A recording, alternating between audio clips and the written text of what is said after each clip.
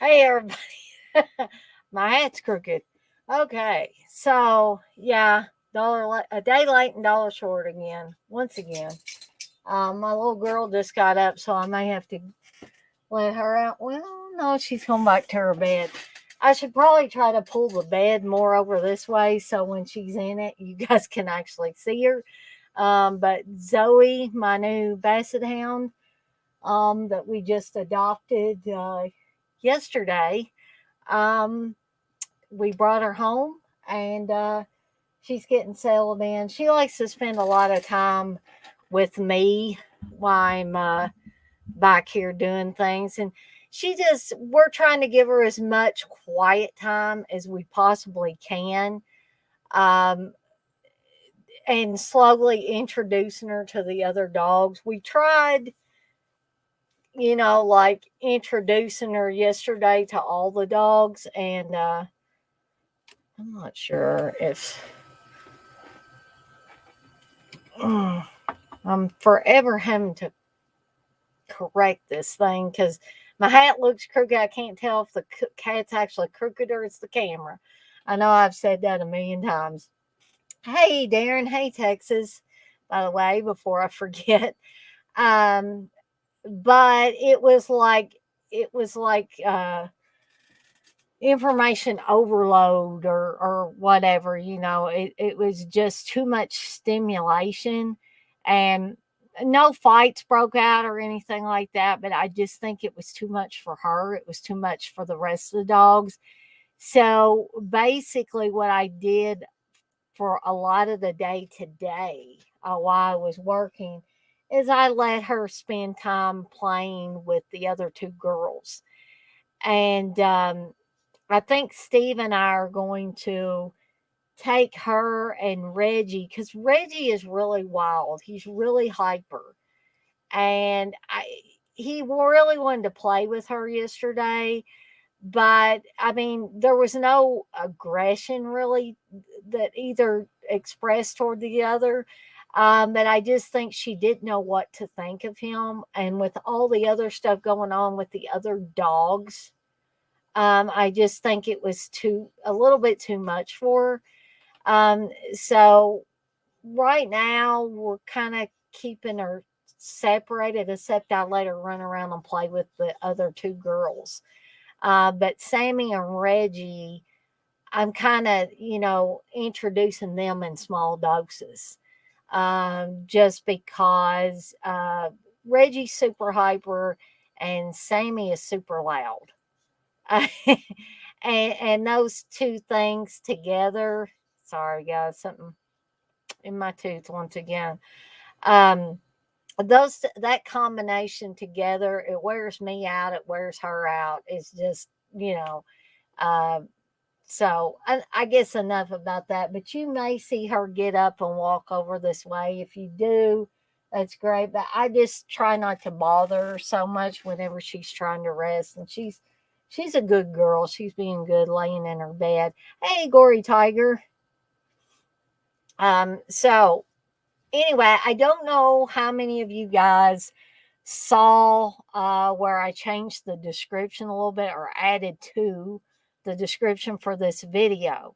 I'm planning on this being a series of streams, not just one big stream on all the summer camp slashers. I want to break it up a little bit. So, being as I don't know how many of you guys saw the addition I added to the description for this stream, but I basically indicated that I was going to talk about Friday the 13th 1 through 5. So I hope nobody's disappointed that I'm not yet talking about The Burning or Madman or Sleepaway Camp or ones like that. I think probably what we're going to do is get the Friday the 13th out of the way, and then we'll start mixing in the other summer camp slashers, as many of them as I can dig up, and we're gonna discuss them. Now, I do have the link to join me live on the stream. If any of you want to come in live, you don't necessarily have to come in tonight. I'm thinking again that this is going to be several streams. So if maybe if you don't want to come on tonight in particular, but you would like to come on when I'm talking about The Burning, or when I'm talking about some of the sleepaway camp movies, or something of that sort. Um,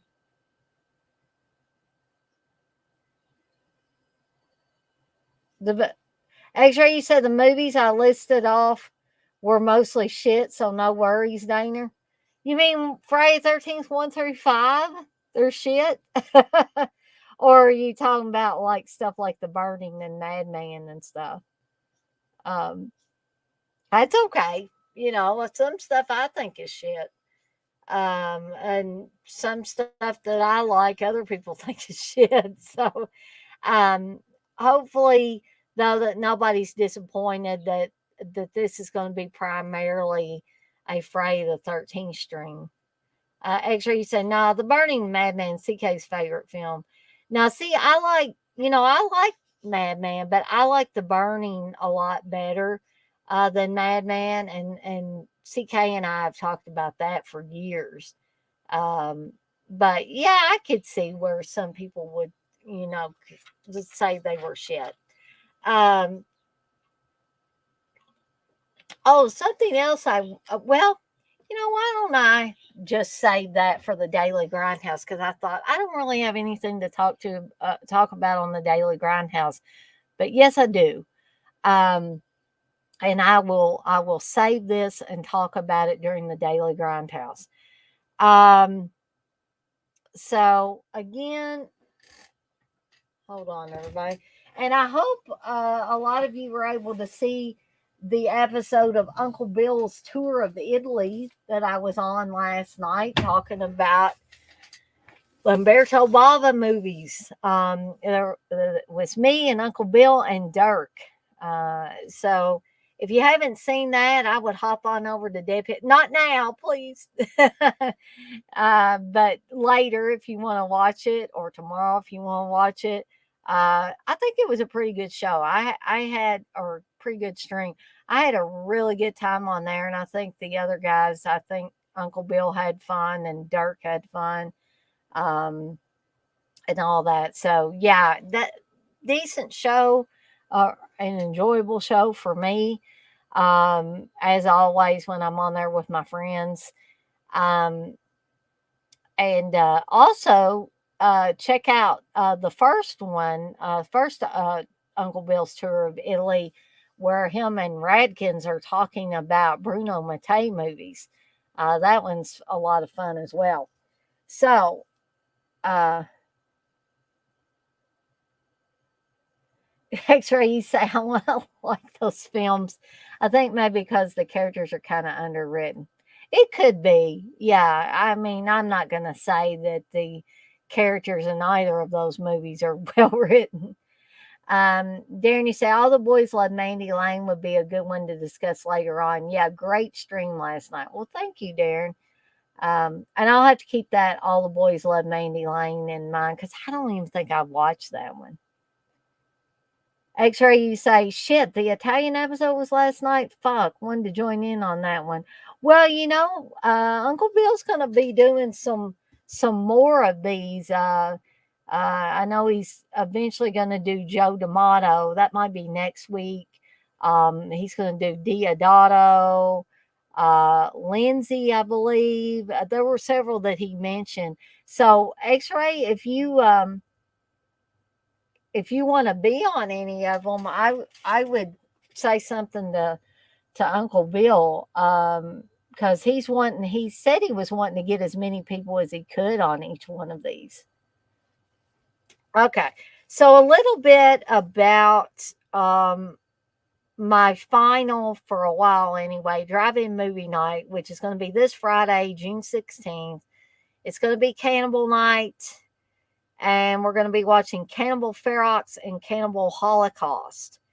And then watch alongs upcoming.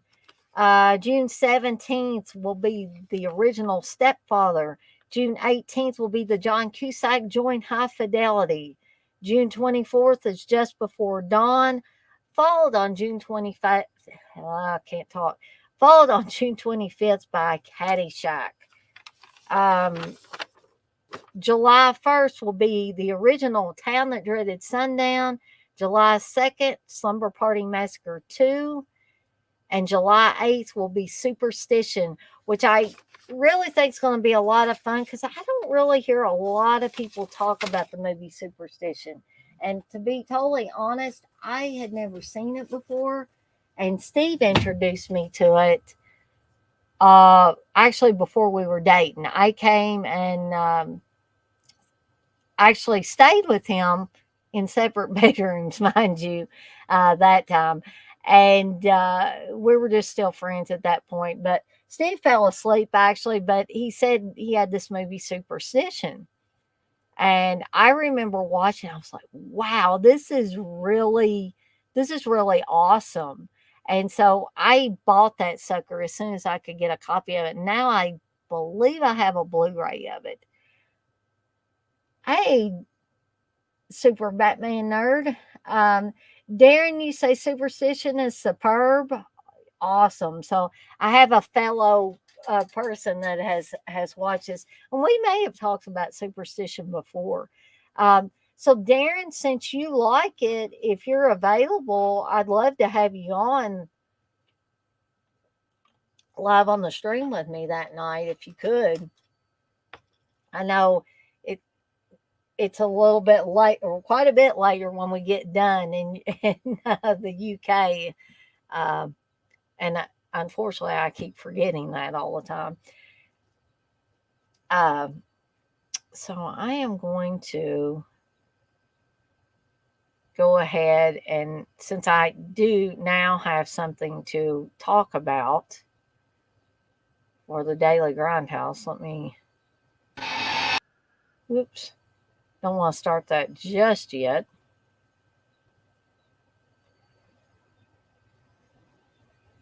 Awesome, Darren. You say, yeah, I'm available. If I'm available, I will for sure. Cool. I'd love to have you on. Um, Uncle Bill, you want to know how long I'm doing this show tonight? As long as it takes to discuss the first five Friday the 13th, Uncle Bill. It'll be a toss up, won't it? Why? You want to come on?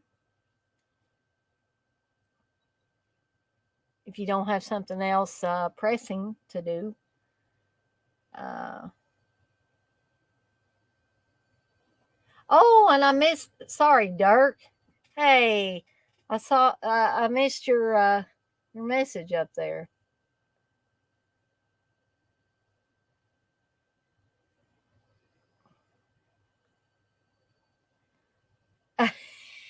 Uncle Bill, you say so 5 hours in? You think I'm going to talk about each one of these for an hour? I don't know that I can talk about them for an hour. Um, so, oh, I'll wait for the Daily Grindhouse to say what I was just about to say because it ties in with something else. Uh, so anyway, um, so again, if anybody wants to join in tonight or any of these other streams where I'm talking about summer camp slashers, feel free. If you need me to put that link back in the chat where it's more visible, because I know sometimes when I put these links in there, I need to put them back in there because they kind of get lost in the chat messages.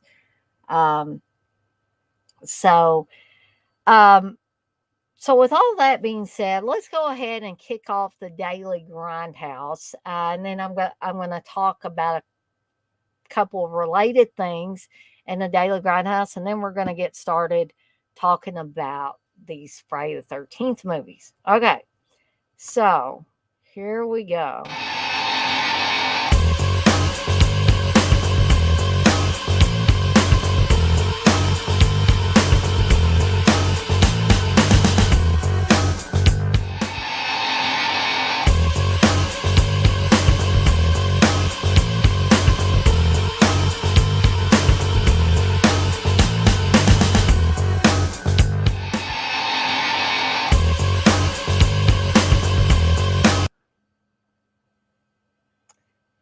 Hey, Dirk, are you wondering when I will be talking Twitch of the Death Nerve? Um, I don't know. If you're asking me that, I don't know. I hadn't really thought about it. Uh,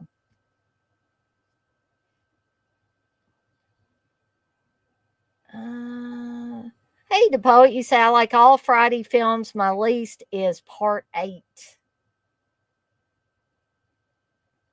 So, Uncle Bill, if you don't have anything going on Deadpit wise tonight, why don't you hop on at least for a little bit and help me talk about these movies?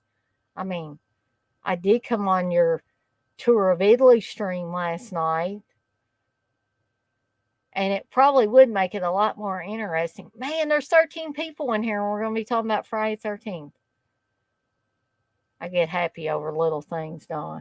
Or, I know that I say Uncle Bill all the time, but that doesn't mean that some of the rest of you can't come on as well. I kind of just kind of pick at Uncle Bill because that's what we do. So I don't want anybody to feel like, well, man, why is she always asking Uncle Bill on there and don't ask anybody else? When I put the link to come backstage on the stream, I mean it for anybody and everybody. Like I say, anybody is welcome to come on at any time. Um, uh, as long as you don't become an asshole. If you become an asshole, you'll be gone and you won't be able to come in live again. So that's the only rule I make. Don't be an asshole. Um,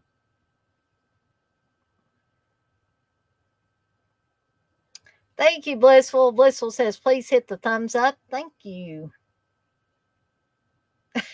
Uncle Bill says, yeah, it does. It's just me, only me. No one else can come on. No, that's not true.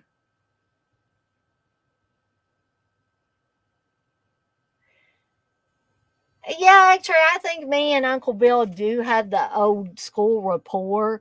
However, I feel comfortable with a lot of other people like Dirk and TJ and Texas and all, the people that have been on, and John, um, the people that have been on here several times, CK as well, Darren. Uh, People that have been on here several times with me, I feel like I've got that rapport with them as well. Um, Dirk, say not really summer camp slasher, but it is the summer slasher that paid the way. Exactly, Dirk, and I could definitely work that one in. And I'm glad you brought it up because that would give me an additional one to talk about. What do you let me on, Dana? Uh, I let you on because sometimes you're the only one that comes backstage, Uncle Bill.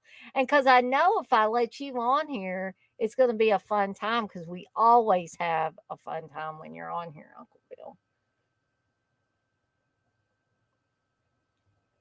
I let you on, TJ. Yeah, we have that good rapport too.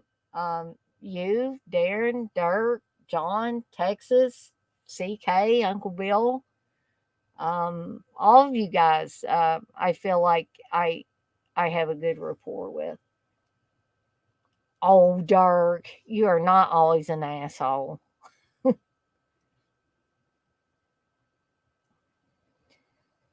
So, I guess unless somebody pops up on here and backstage in the next, well, once I finish the daily grindhouse and uh, TJ, you say I'm an ass half, not the whole way. No, I don't even think you're half an asshole, TJ. So let's talk about what I wanted to talk about as far as the daily grindhouse. I kind of got sidetracked there and forgot almost about talking about it. Okay, so what I wanted to talk about was, and I don't know how many of you guys saw this. Steve actually sent me a link today for this. Um, and at first I was like, what is he sending me? Something from TechCrunch. So basically, YouTube is lowering the barrier to be eligible for its monetization program, which is probably good news for a lot of us that are active on YouTube. This actually was out at 9 a.m. Eastern Standard Time today. So basically, YouTube is lowering the requirements for creators to get access to the monetization tools under the YouTube Partner Program. So the Google owned company said that the new conditions to be qualified for the partner program is no longer will you have to have 1,000 subscribers, it's 500 subscribers. So that includes me. You need to have 3 public uploads in the last 90 days and either 3,000 watch hours in the past year or 3 million shorts views in the last 90 days. Now, previously, the conditions were you had to have at least 1,000 subscribers and either 4,000 watch hours in the past year or 10 million short views in the last 90 days. So, if creators meet the new threshold, they can apply to become a part of the YouTube Partner Program and get access to tipping tools like Super Thanks, Super Chat, and Super Stickers, subscription tools like channel memberships, and the ability to promote their own merch with YouTube Shopping. So the 3 video upload per 90 days criteria is intriguing as long as video creators may not have material to produce multiple videos during time period despite gathering millions of views. YouTube is applying this new eligibility criteria in the US, the UK, Canada, Taiwan, and South Korea. It will later roll out to other countries where the YouTube Partner Program is available. The video streaming company is also expanding its shopping affiliate pilot, which I don't know how many of you this will apply to or that you would be interested in. To more creators in the U.S., creators that are already in YouTube Partner Program and have more than 20,000 subscribers will be eligible to tag products in videos and shorts and earn a commission. So for those of you that have more than 20,000 subscribers, you can get some extra goodies. Okay. YouTube introduced shopping related features for shorts to some US based creators last November. So YouTube is set to discuss and give more details about its new programs at the VidCon conference next week.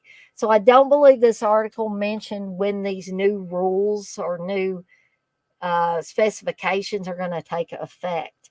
So in March, YouTube had to change its rules against using profanities at the start of the video.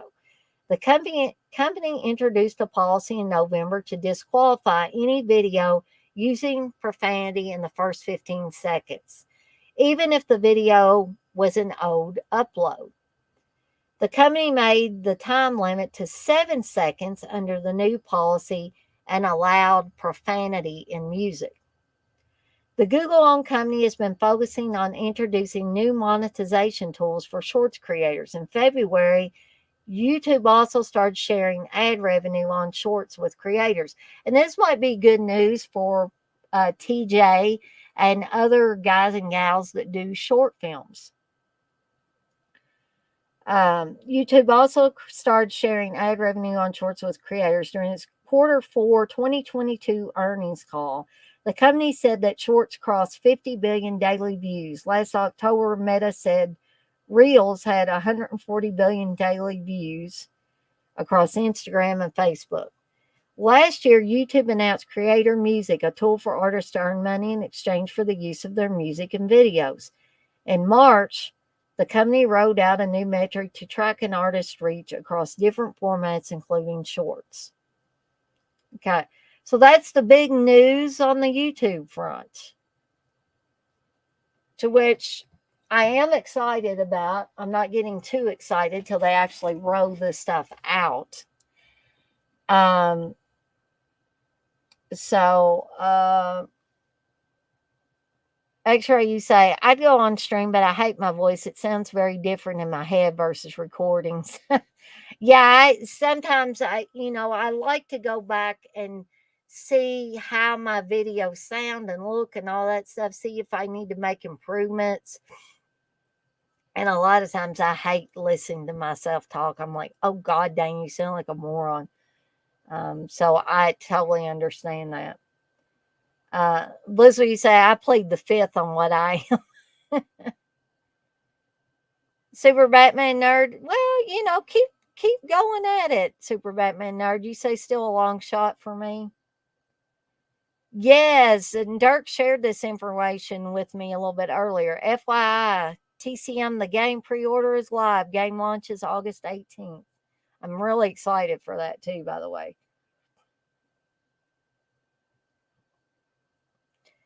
Super Batman Nerd, you say, I'm waiting for the Killer Clowns video game. That one would be cool too. Hey, Coco.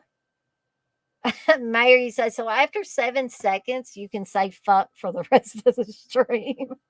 Evidently. Super Batman Nerd, you say, me too. I freeze up and can't think of anything to say. The more you do these type of videos, and if you want to get started doing live streams, Super Batman Nerd, the more you do them, the easier it becomes. Because I used to be the shyest person ever. I would have never dreamed of doing these live streams, and now I do them just about every night. Plus, I'm on other people's streams occasionally. Oh my gosh, Darren, I love the UK accent. But maybe if I lived there, or I grew up there and had the accent, because I hate my country accent sometimes. But other people seem to like it.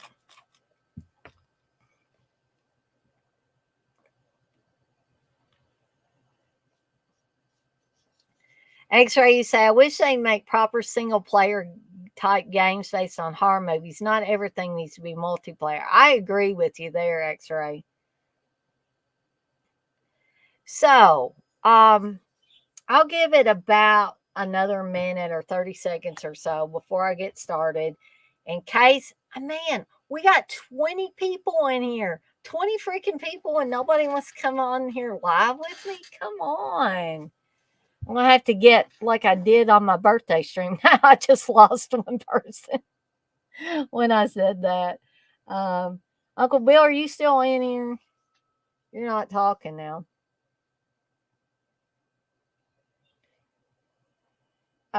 X-Ray, you say, if you want to hear how I sound, I have a Q&A I did for the short animation I made years back. Yeah. I mean, is it on YouTube, X-Ray?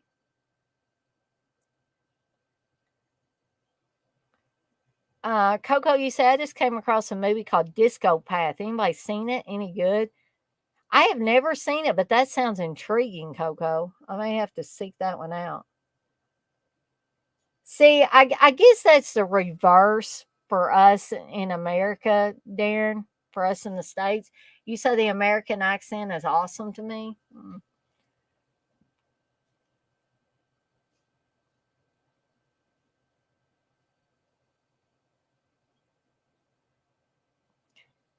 Super Batman Nerd, you say, Amen, X-Ray got burned out by the Friday the 13th game. TJ, you say you'd come on. Unfortunately, I'm not at home. Well, you got an excuse, TJ. I know sometimes John has been driving around and he's come in for like the watch alongs, like to listen, but he isn't able to actually come on. X-Ray, you say Neon Maniacs and Lamberto Bava's Demons would be great for multiplayer games. Oh, yeah, I would definitely play a Demons game. X-Ray, you say it's on Facebook and YouTube. Cool. I'll have to hunt that up. Darren, you say, Coco, I have Disco Path and not seen it. It's supposed to be very good. Now that Darren says it's supposed to be very good, I'm going to have to get that. Is it on Tubi, Coco? Oh, awesome. I'll have to look that up. Okay. Let me read what the mayor says here. Mayor says, I like all accents. It'd be a boring world if we all sound the same. Well, you're exactly right about that, Mayor. And I think most people don't like their own accents, but then other people be like, oh man, it's so cool. So I'm not, and I lost another person, so I probably should get this party started here.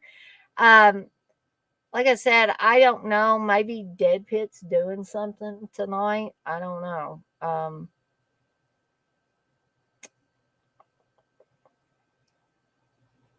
I will tell you that next Monday, Uncle Bill's planning on doing the films of Joe D'Amato. So you guys can get on that. And they're going to be doing the complete history of Arrow Video Year 1, the 18th, which will be Sunday. Yep. So, really, I don't believe Uncle Bill's got an excuse, does he?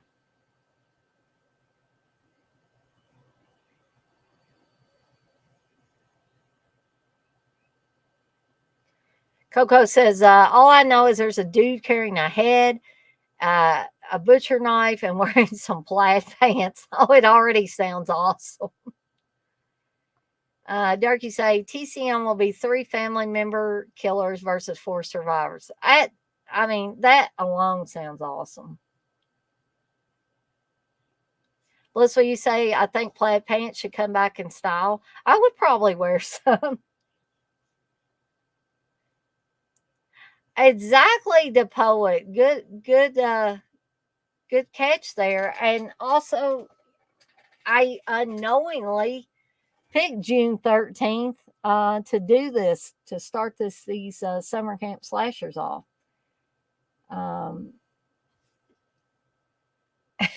Everybody grab some mellow yellow. I didn't, because I didn't get anything just yet, Darren. But perhaps some people got something from vinegar syndrome. It did sound like I said tomato, tomato. Joe Tomato, never heard of his filmography. Oh man. Coco, you say plaid pants will never go out of style if you got the balls to fill them. Oh, yeah, I still need to watch mine, Darren. I mean, I'm such a lazy doofus. I haven't gotten around to watching it. Blissful, you say, Dirk, would you disown me if I told you I was going to 2 winger shows? I don't think you would, Blissful.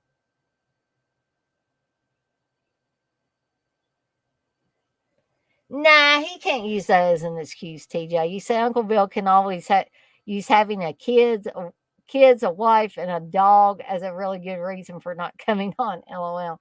No, if that was true, then I could make that excuse because I got a husband, I got 5 dogs, um, which actually to me is the equivalent of having about 5 kids. So no, he has no excuse.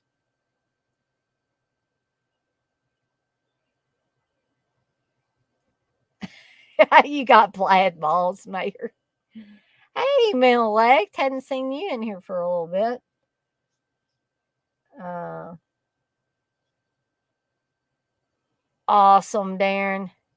You say spoiler, but I'm probably going to pick 4 Flies next on Eurocult. Slaughter Hotel can wait till the time after.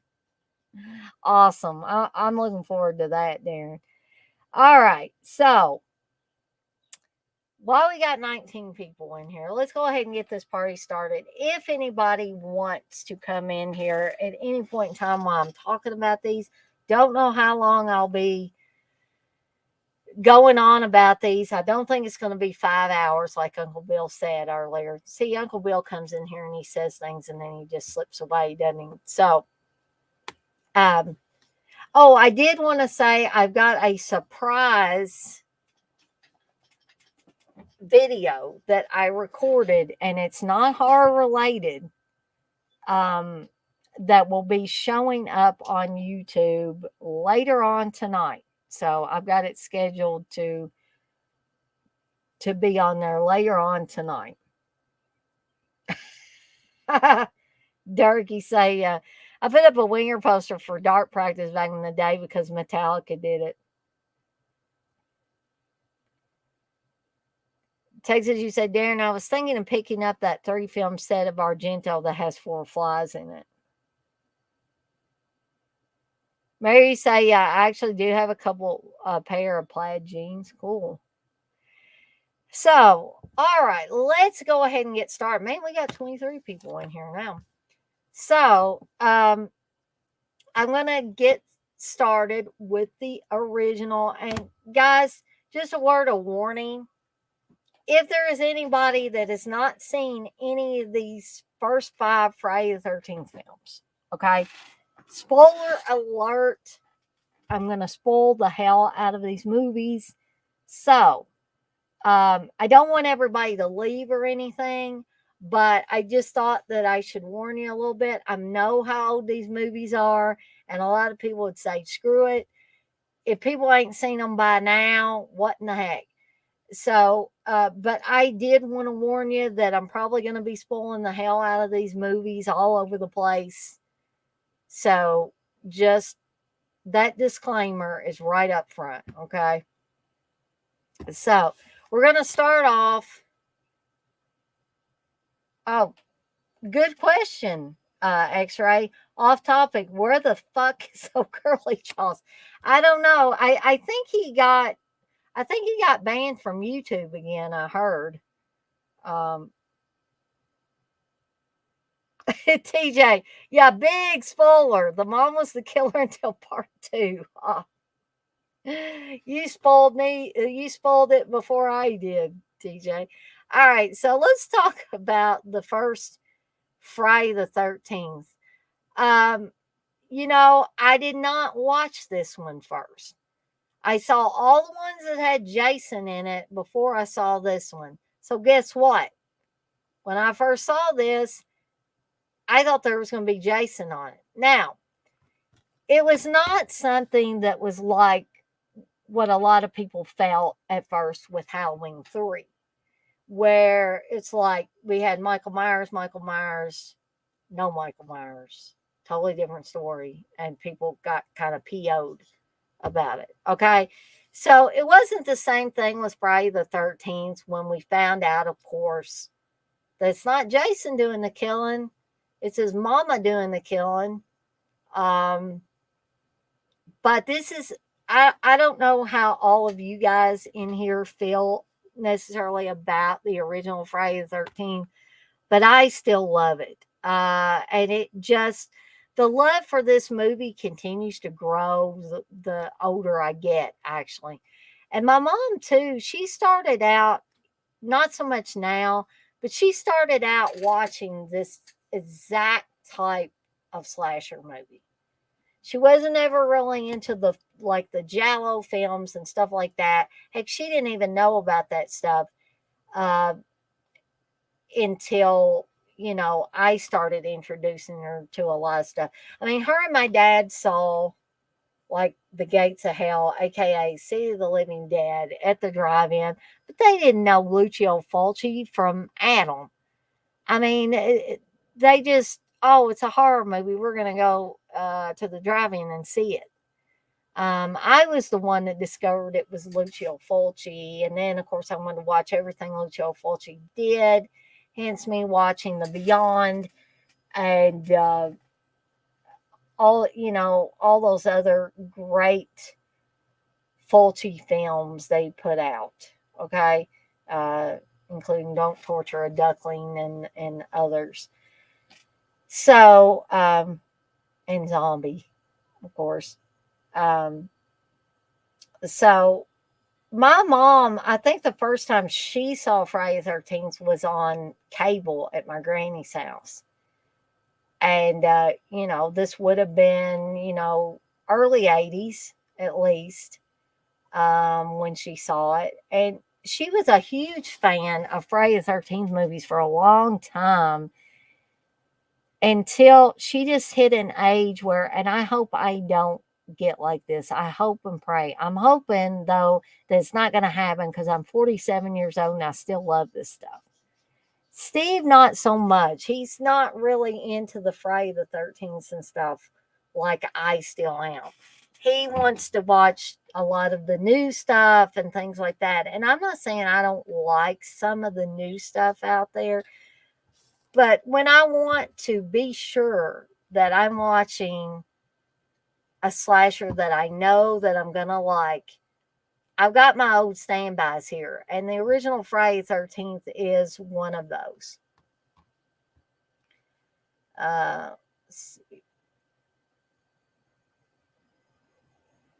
Dirk makes a good point, which I'm going to bring up here. Super Batman Nerd, you say, I think Jason Takes Manhattan was my first. X-Ray, you say, I don't think any long-running franchise knows what it is until the sequels. Dirk, you say, Jason was doing the killing, Dana. He was controlling Mother. You could definitely, I know you got the little laughing emoji there, Dirk, but you could look at it that way. You most certainly could. Mary said, that's another reason I'm holding off on that set. Texas, I already have 3 copies of Suspiria. I don't really need another one. X-Ray, you say, Giallo movies are a bit too European for their own good. Slashers are the evolution. Darren, you say, Friday the 13th is not my favorite of the series, but it's the best made film, in my opinion. And I can certainly respect that.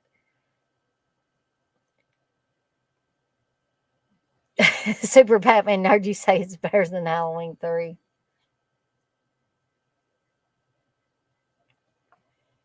X-Ray, you say Steve only likes A24 woke horror directed by Jordan Astor and Ari Beale.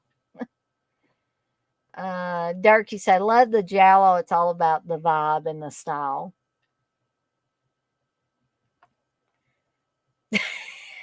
Mary, you say if only Jason was raping campers, Steve would love it. Steve, I said this last night when I was on Uncle Bill's stream. Steve's never going to live that down till the day he dies. People are going to be bringing that up. But he dug his own grave with that. That's what I said last night.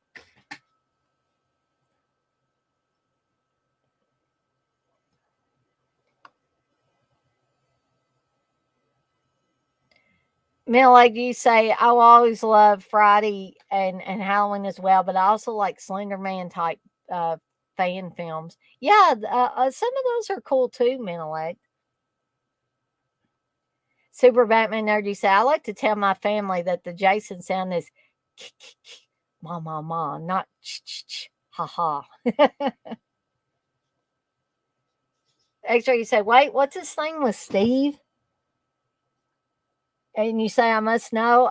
Well, if you're talking about the rape stuff, Steve made the bad mistake of mentioning several different rape films. I mean, there's Rape by an Angel, there's Rape Man, The Infernal Rapist, and so now he's never going to live that down because he admits to buying these movies or downloading them and watching them. I'm like, yeah, dude, you dug your own grave with this. Yeah, I know, Darren, and it makes me kind of sad. It's one thing for your mom to lose interest in them, but for your husband to lose interest in them, and he always, his seemed to be more abrupt than my mom's. My mom's was kind of like a gradual thing. Um, but you say you remember Steve loving the slashers back 10 years ago? Mill like you say, I dislike any sex scenes in horror movies. It's too cliche and cheap filler content. Well, I could definitely see that. Um, I do like some horror mystery movies, Menelect. Mm-hmm. Actually, you say LOL. Steve is an encyclopedia of rape. That's got a scary thought. Well, I Steve has run the gamut, Milect, with different things. I mean, the nunsploitation stuff, which people could say signifies problems too. I honestly, and I'm not just saying this because he's my husband, I don't think Steve would ever want to hurt a woman in that way or violate it. If you hear him really talk about it in serious terms, no, he does not advocate that at all. He's not for that. And it's not something that Steve would ever act out in his life. Um, Honestly, I think a lot of it is like just, how sometimes people want to get a rise out of somebody. And I think he finds other things besides the rape interesting in these films. And Middle Age, you may think we shouldn't be sitting here joking about it, and that's okay if that's what how you feel. But I have watched stuff with rape in it, and I think rape is reprehensible. Um, I don't really think I have a problem in that department, but I have watched I Spit on Your Grave, Last House on the Left, Thriller, Cruel Picture, all those movies that would either be considered horror and or exploitation, and they got rape in them. Um, so I don't know. My feelings would probably be hurt if somebody said there were potential problems possibly with me because I'm not saying I love these movies. These are my all time favorite movies, but they are part of that exploitation subgenre that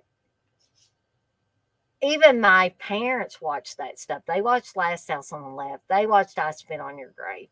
But those were not movies that they allowed me to watch. And my parents did not censor me growing up really. Those were the only two movies that they watched that they thought that I should wait. And for that, I am profoundly grateful for every day now. But I can see, I'm not putting you down for saying that, Milek. I'm just saying that I don't think everybody that watches that kind of stuff, um, that there's a potential underlying problem, is all I'm saying.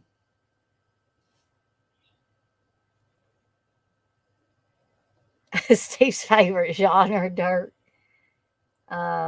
X-Ray said the only realistic sex scene in a Hollywood movie was in A History of Violence. Um, Now, there was a movie with Donald Sutherland and was it? Oh my gosh, help me out here, Darren. Who was the woman in Don't Look Now? Was it Julie Christie? Was that who it was? But there was a supposedly a sex scene between those two in Don't Look Now that there were rumors going around that they actually had sex, that there was actual penetration going on in that movie. Um, and I think it was Don't Look Now. But it's been a while since I watched Don't Look Now, so my brain may be a little foggy on that.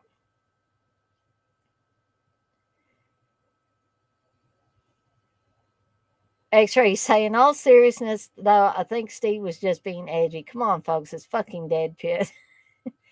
I do think Steve does, X-Ray. I do think he tries to be edgy. He tries to be funny, and I think sometimes Steve's version of funny comes off kind of raw, kind of rubs people the wrong way. Sometimes it rubs me the wrong way. But yet again, I don't feel like there's anything wrong with him, uh, you know, in that way.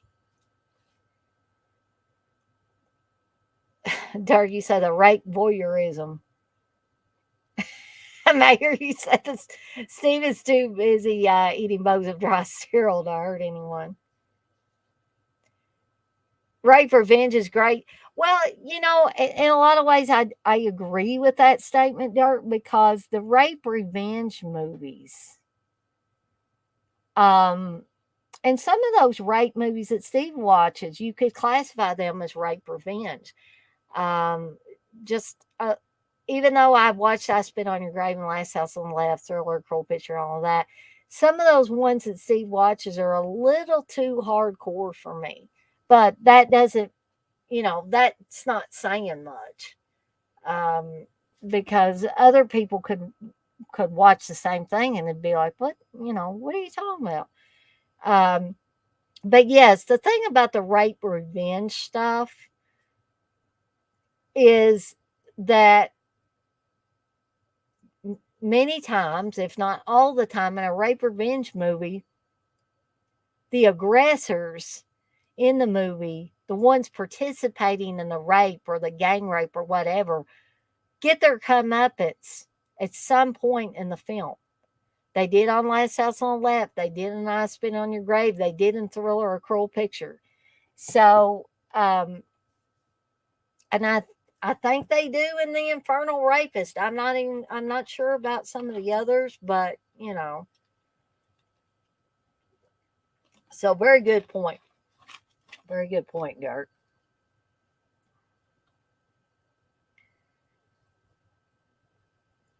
Darren, you say, we love seeing men and women getting slashed up in these films. Thankfully, it doesn't make us want to go out and do it.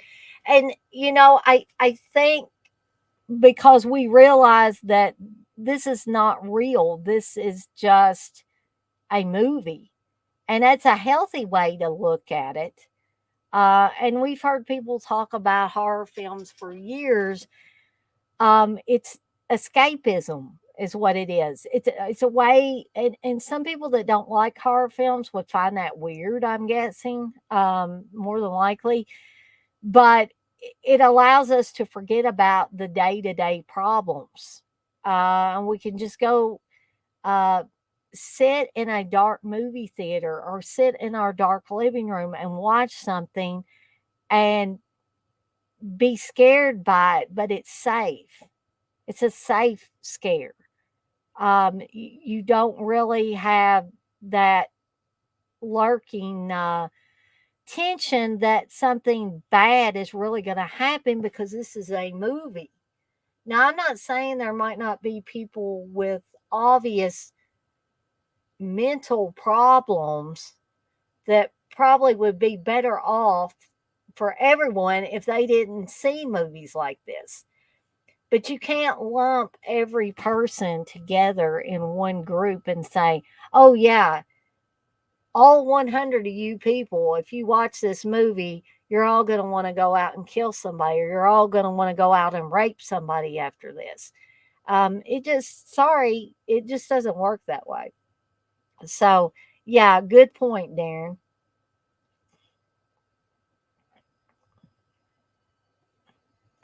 Super Batman, there you say, or he's too busy sleeping. Mel, like you said, a movie is a movie, but most people do not desire watching a series of Rape films was my meaning.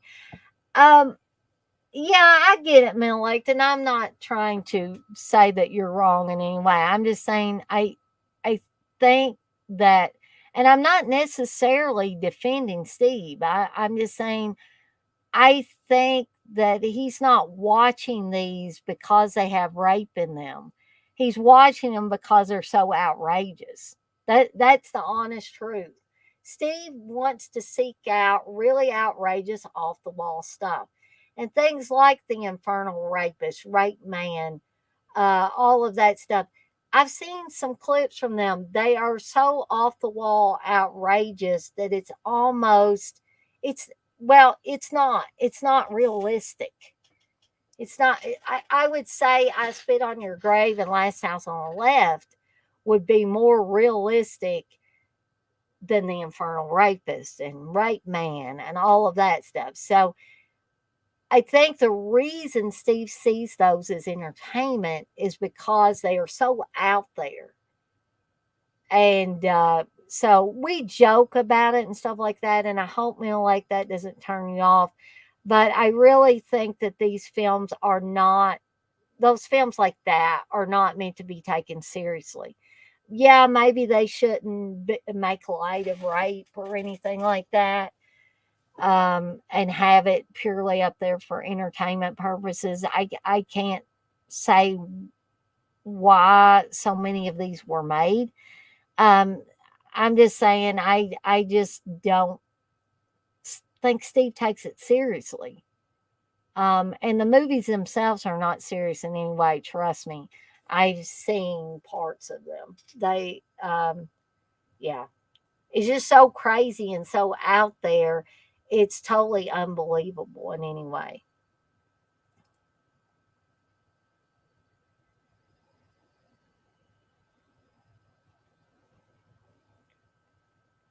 Dirk, you say, let's not forget the entity X ray. Yeah, okay, Julie Christie. I was like, I was totally forgetting her name.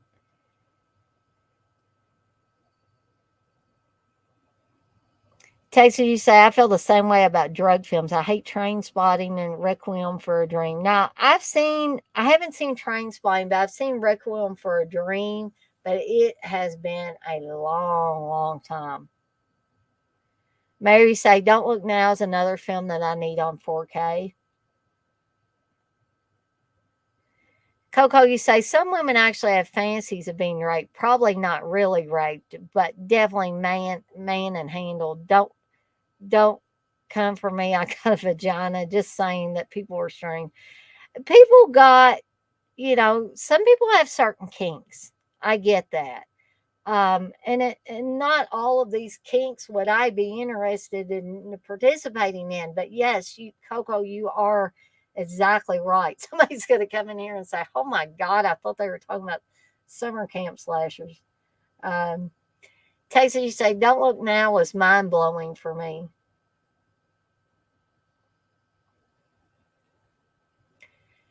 Oh yeah, Sister of Ursula, Darren, you say they show two people going at it for real.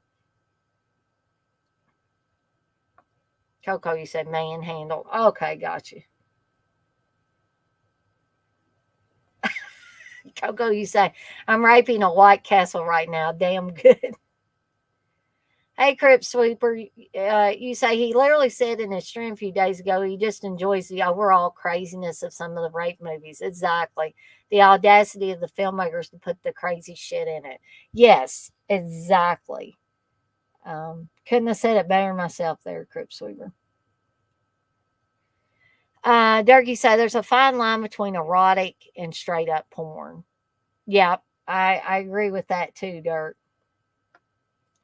Mary said, I just keep repeating, it's only a movie. It's only a movie. It's only a movie. It's only a movie. Um,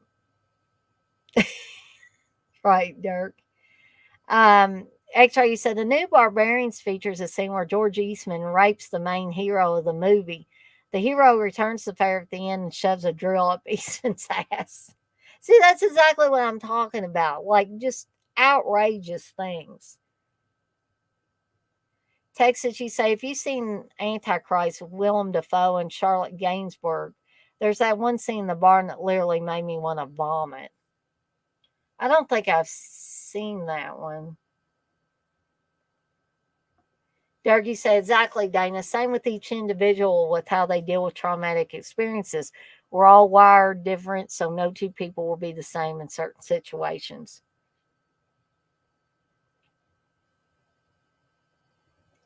Dougie said, Requiem, I love that film, Tex. It's about obsessive and addiction behaviors in all walks of life.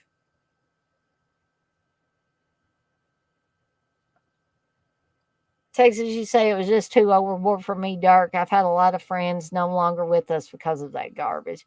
And I get that. Some people are more, due to things that have happened, they're more sensitive to certain types of movies, certain types of material, all of that.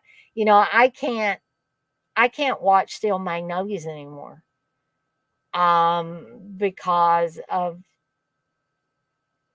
Julia Roberts' character having diabetes and what happens to her in it. Because I'm diabetic myself. I know that may sound crazy to some people, but I just literally I haven't watched that movie at least all the way through in years. And I used to like it. I used to love it prior to me getting diabetes. You're not going to describe it, Texas. Okay. So y'all keep chatting in there. Um, I mean, that's okay. But if somebody came in, they probably thought, whoa, man, I better get out of here. I don't know what in the heck they're talking about. So I'm just going to read the little snippet on the back of the almost said DVD, the Blu-ray case for Friday the 13th. Terror and suspense abound in this 24-hour nightmare of blood. Camp Crystal Lake has been shuttered for over 20 years due to several vicious and unsolved murders. The camp's new owner and 7 young counselors are readying the property for reopening despite warnings of a death curse by the local residents. The curse proves true on Friday the 13th as one by one each of the counselors is stopped by a violent killer. This film is widely acclaimed for its horrifying and creative murder sequences. And yes, Tom Savini did do the special effects for this movie. Uh, oh, well, Darren, I'm going to take a break from talking about this. um, Dark, you say, yeah, same here, Tex. I had to put myself in treatment or I would be in a cell or in the ground. And Dirk has talked openly about this stuff over and well, not over and over, but on a regular basis. And I am so proud of him. Dirk is an inspiration to me. I feel like he ought to be an inspiration to a lot of people.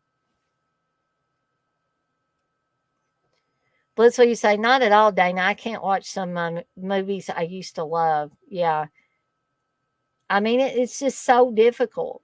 Um, it, and you know they're like my uncle Scotty, he's still with us thankfully, but he had melanoma cancer, and the first doctor that examined him basically told him he was going to die, and here he is still with us. I wish they could have sued that doctor because thankfully he got a second opinion, but because of that scarred him, and now he can't watch movies about people with cancer. For instance, that movie My Life with Michael Keaton is an amazing movie, but you know, people like my Uncle Scotty can't watch stuff like that. It's too disturbing for them. Well, thank you, Darren. You say I forgot to say congrats on the subs, Dana. Your channel seems to have taken off the last few weeks. Hard work pays off in the end. And it looks like even though I have said repeatedly over the last few months, and I'm not trying to be falsely humble when I say these things, um, but I was never really in this game to get monetized. But at the same time, I feel like it's an accomplishment in and of itself to now that they've lowered the threshold. Now I can feel like, I'm kind of running with the big dogs or the bigger dogs, maybe not the biggest of the big dogs. And maybe my channel will continue to grow. To me, that's more important maybe than getting the money. And if I could make a little money on the side, I mean, hey, I'm not going to turn it down. I'm not going to, look a gift horse in the mouth or whatever. I will, take, whatever people want to give me. But, I if it gets to that point where I am monetized and um I think Uncle Bill's going to come in here in a second, but let me get past this. Um I I give credit for this to you guys, cuz if people were not watching my content, and again, this is not me trying to be falsely humble. This is the truth. If you guys weren't continually watching my live streams and, participating in the chats and stuff like that, my channel would not have grown as much as it has. Um, as Darren says, it seems to have taken off in the last few weeks. And somebody else, or a couple of people that I need to thank for this, are CK and Uncle Bill, because they are forever promoting my stuff. So thank you to them. Thank you to every last one of you guys in the chat. And I'm thinking, now that YouTube has lowered that threshold, I'm thinking about having because I'm actually a little bit over 500 subscribers now. And I'm thinking of having I was going to wait for 1,000 if I ever got to 1,000 and have a big party, and I don't want to seem like I'm copying off like Garrett or anybody else that's had a big party, a stream when they've gotten 1,000 subscribers, but I do want to do something.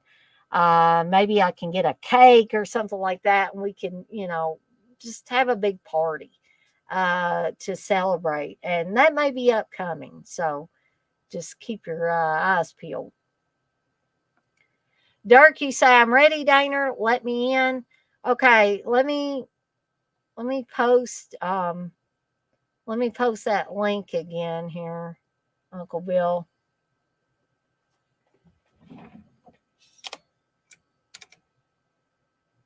There we go. So I put the StreamYard link back in the chat, Uncle Bill. So when I see you backstage, I'll let you in there. Coco, you say, I can't watch a lot of horror flicks now because I quit drinking. That's interesting that you say that, Coco, because Steve used to watch a lot of the same stuff that at one time we liked together. And now that he hardly ever drinks, he doesn't watch that stuff anymore. So I totally get that. Yes, Dirk is definite proof that you can turn things around. People cannot say, I can't help myself.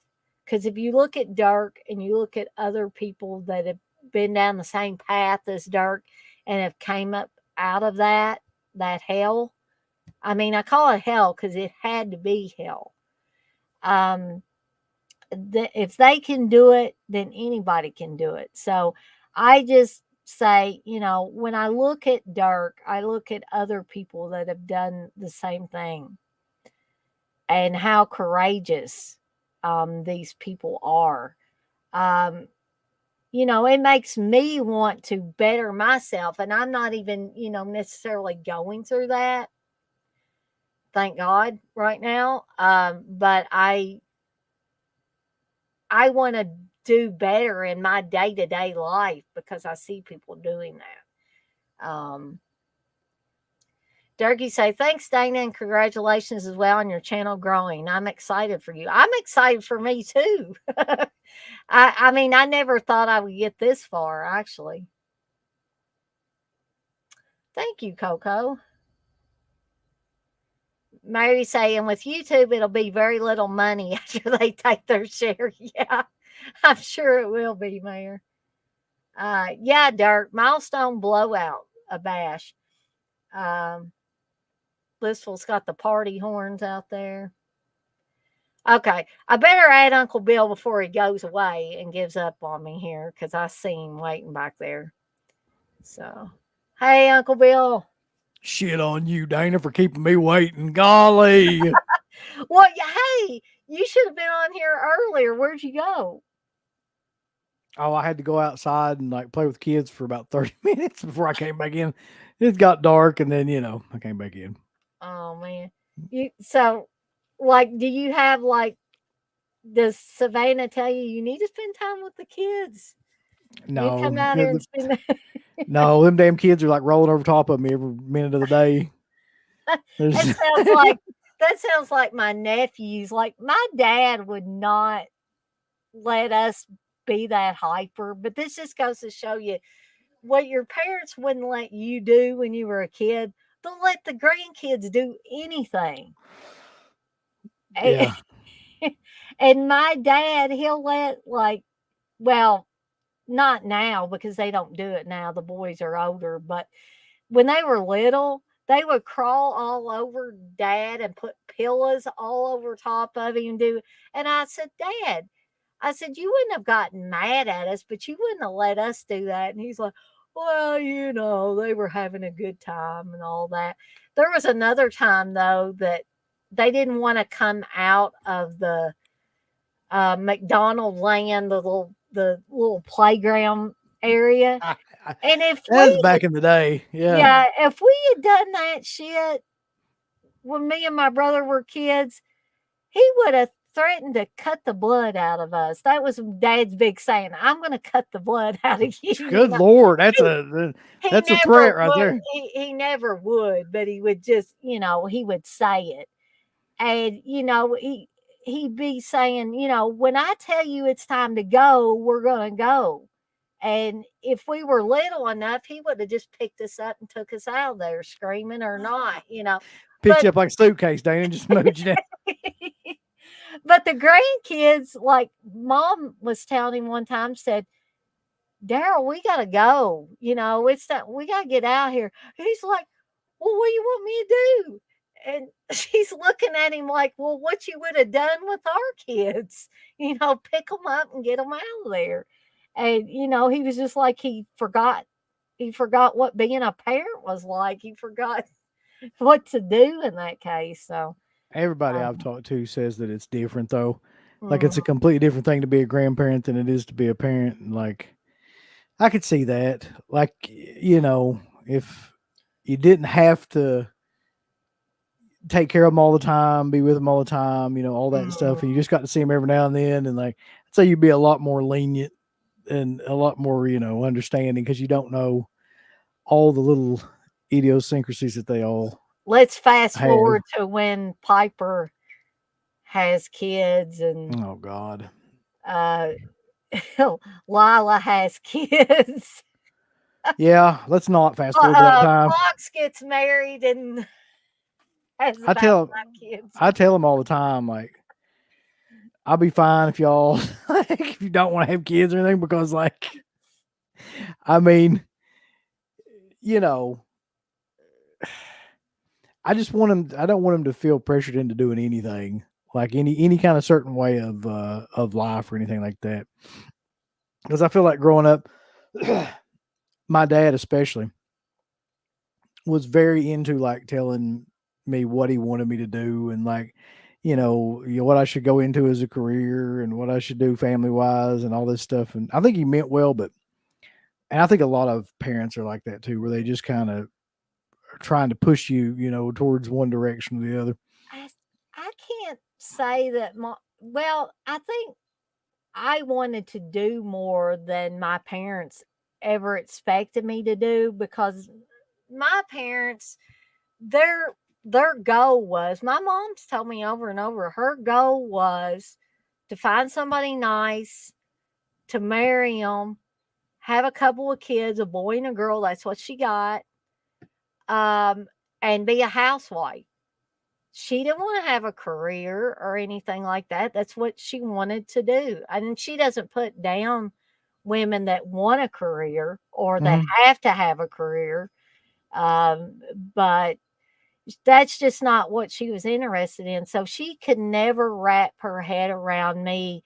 At one time, I wanted to go to college. That kind of fizzled out after a while. But at one time, I wanted to go to college and I wanted to do this, that, and the other. And believe it or not, and this was like way before I knew you and CK, I wanted to go to college in Eastern Kentucky. I was planning on going to, I think EKU was where I Yeah. was planning planning on going. Why? Out of curiosity, why there? I don't even remember now. I don't remember, but it's just so wild that like a bunch of years later I would meet you guys, and that's where you guys are from. And yeah, it never materialized, but I don't know if it was a certain program that they offered or something that I Oh, could have been. was Yeah. interested in at the time, because I've always, and of course that never materialized either. I always wanted to be a writer, and I wanted to be like Stephen King because he's my all time favorite author. I like other writers, but not like I do him. And guys, I know we're not talking about summer camp slashers right now. No. We're talking about life. We'll get back to the Friday 13th films here in a second, but um, yeah. So I used to write like short stories and stuff like that, and that was, I know when I was in high school, people would look at the stuff I'd written, and I had people ask me if I was suicidal because of my poetry.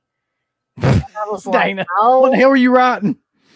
I mean, I just wrote, you know, I guess they were emotional things, but it wasn't anything like I'm going to slit my wrist and let the blood all run out or something like that. I wasn't, I mean, there were certain times in my teenage years where I was depressed, and it got worse when I was in my 20s. But I'm I trying to mean, imagine you, Dana, as like a goth kid writing poetry, and I can't do it. I just can't imagine it. maybe if being goth was more of a thing when I was in high school, which it wasn't at Me either. that Now that I time. think about it.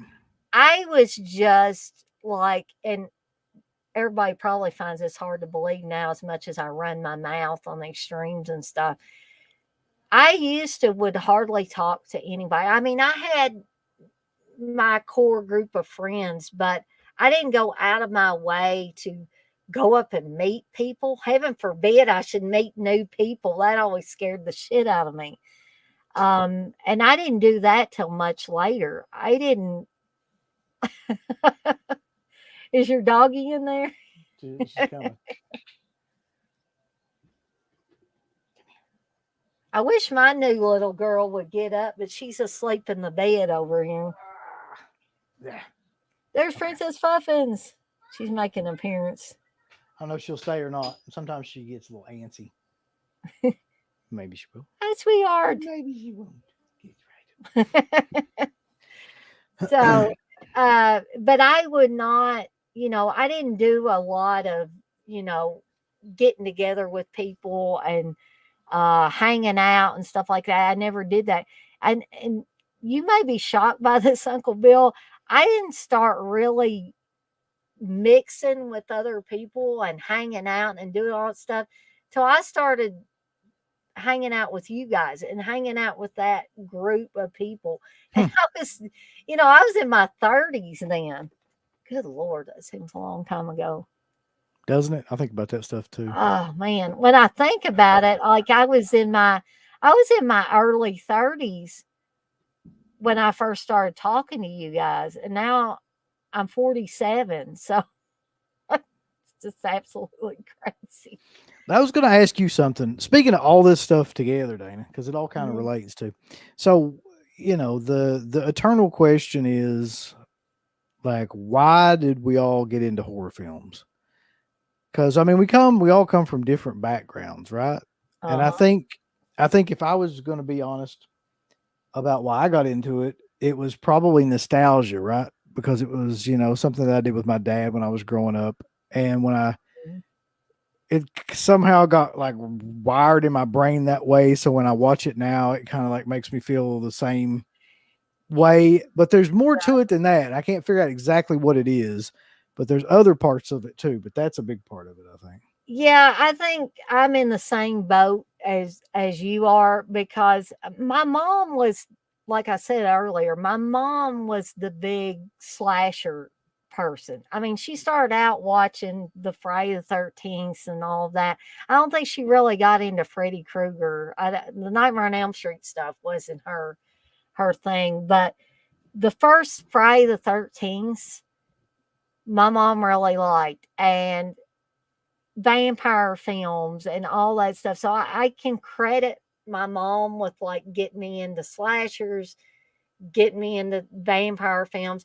Now mom likes haunted house films, supernatural type of films, Yeah. and not the slasher films, or as my dad likes to call them, cut up films. That's what he Cut up always used to do. films. He said what he'd watched his fair share of slashers, but he would always tell me, Dana, why do you want to watch those cut up films for? What? And I'm like, I don't know. I can't. I think I'm in the same boat as you are on that. I can't really put my finger on why I'm so just why I was so rabid for those types of movies and why I still want to go back to that group of films, that template Hmm. that they all shared. And I just it's kind of, like you've got something on the tip of your tongue and you can't remember it. It's almost like it's right there, but I just can't pull it out and say, "Oh, okay, that is the thing."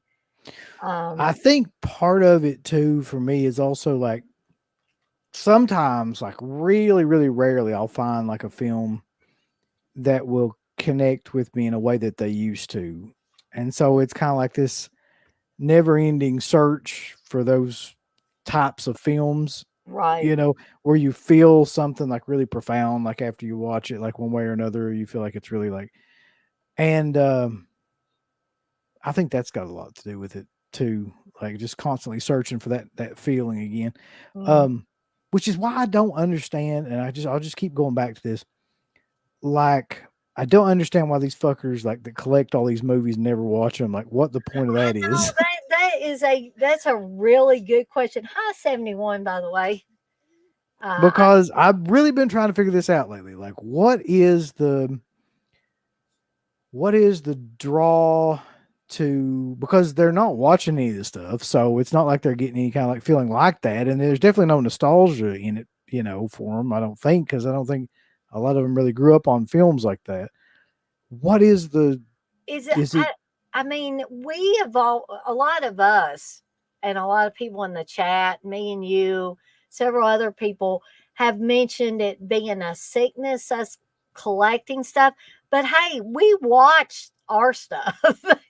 So I wonder if it's just a different kind of like just an obsessive compulsive need to I collect stuff. listen? There's some people that I've seen um, post their stuff, on Instagram and stuff like that, where it's pretty clearly an obsessive compulsive thing. It's like they're trying to like finish like get as many of the same titles as they can. Like they're trying to Yeah. finish like a whole thing, and you can tell like, because it's way like out of the ordinary.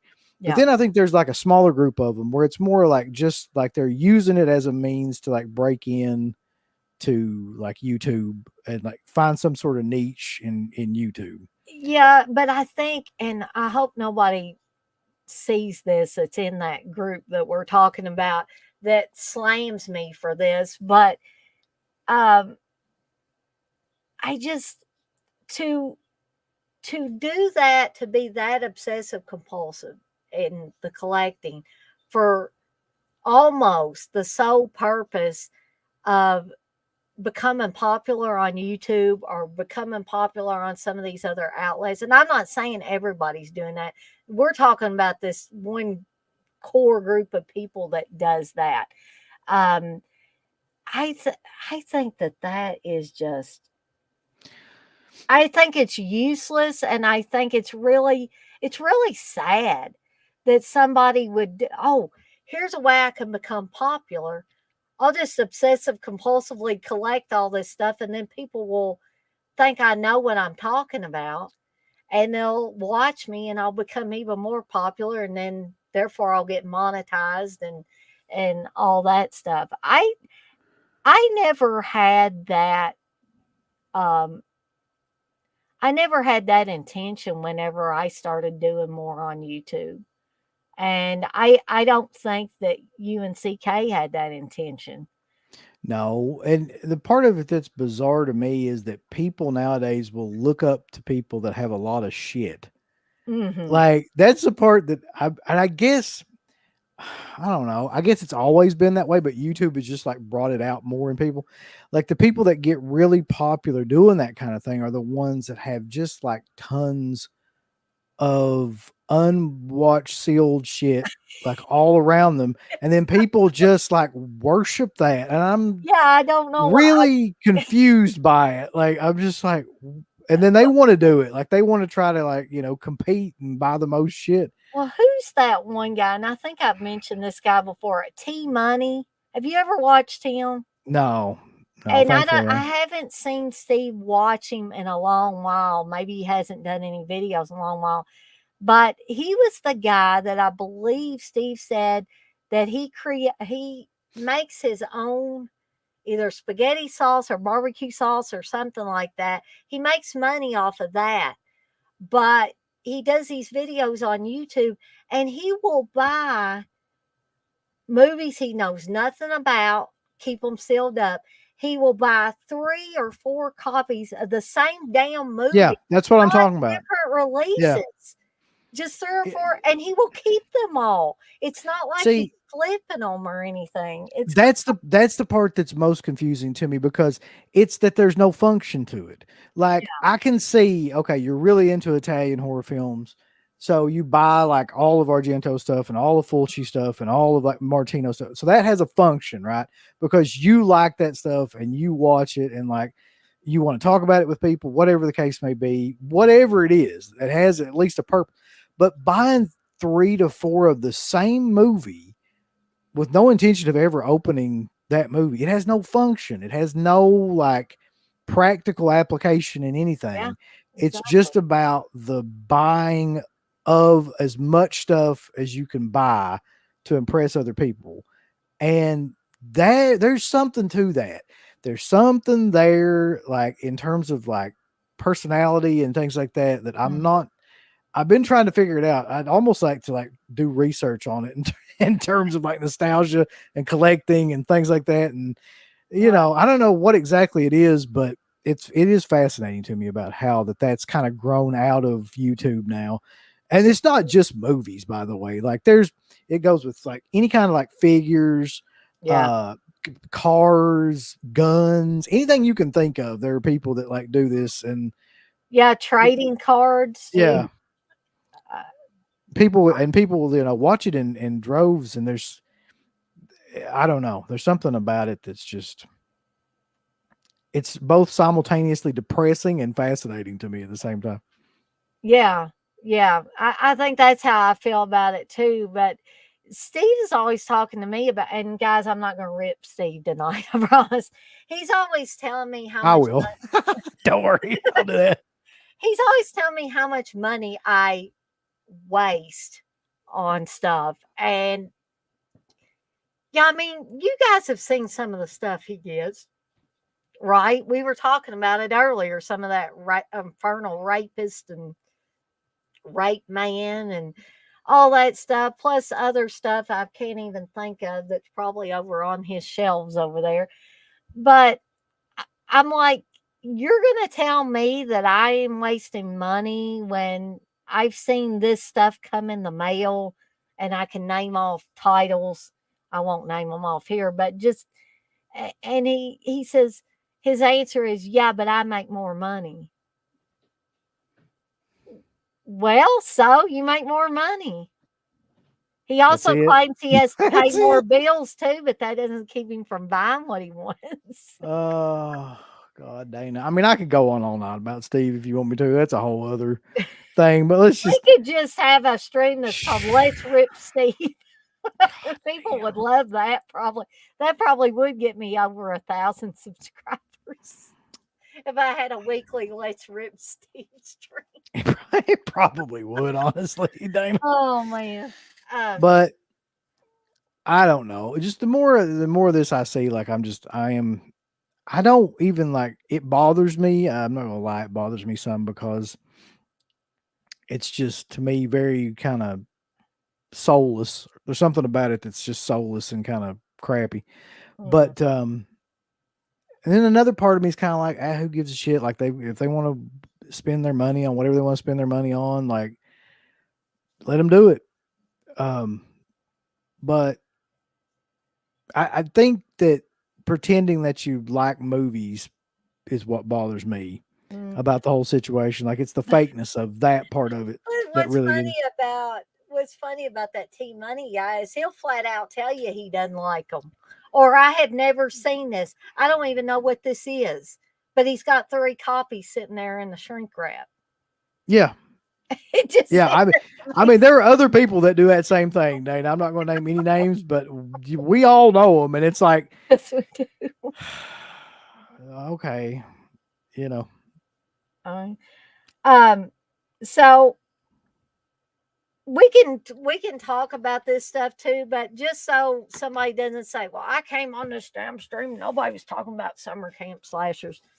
Um, I'm ready to talk about summer camp what slash what thing. what's your thoughts on the original Friday 13th, Uncle Bill? I think it's a below average slasher film until the very end where Betsy Palmer shows up. Interesting, interesting. And I don't think maybe I missed something, but I don't think I've ever heard you say that. Oh, I said it like well, it was a couple weeks ago. We were talking about it on something, and that movie doesn't do anything really for me until Betsy Palmer shows up. And then when she shows up, the final 20 minutes that she's in it, I think are some of like the best slasher sequences that there is. Cause I think that she just chews up the scenery and she's great in that role. Mm, I don't think there's ever been anybody else that no, that did a role like that as well as she did. no. She Betsy Palmer really uh she made this movie. I mean, I love Adrian King as well, and I met Adrian King a few years back. Um, and she did a good job in it, but I can see what you're saying there, Uncle Bill, about how it's pretty standard, really, in terms of what it is. I mean, Yeah, it's it's a just like slasher film cut and dried. It's not anything special. Um, Tom Savini was still, I mean, he had done a few things before Friday the mhm. 13th, but his effects were probably still considered in their infancy at that stage. There wasn't anything really groundbreaking in that as far as effects work, really. Um, but I think the reason why I like this one is that whole nostalgia thing. I just and it was not the first Friday the 13th I saw. I saw these all out of order. I Um, did too. Like I didn't see the first one for a long, long time after I saw like, 6, 7, 8, like ones like that. I think the third one, I think part 3 was the one that I saw the most growing up, to be honest, because it's the one that always played on TV. They would always show that damn movie on TV. At least in my neck of the woods, they did. And the funny thing about it is even like a lot of I forget if it was Steve Miner that was talking about it or if it was Sean Cunningham, but a lot of the scenes in Friday the 13th were just put there because they needed it to be a longer running time. Like the whole Yeah, Monopoly thing, the strip yeah. Monopoly thing, that was just a bunch of bullshit they came up with because they didn't have enough scenes to make the movie go. But you So know, that strip monopoly scene, I'm glad you brought that up.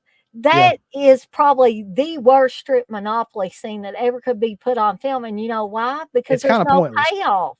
Yeah, There is it's no payoff.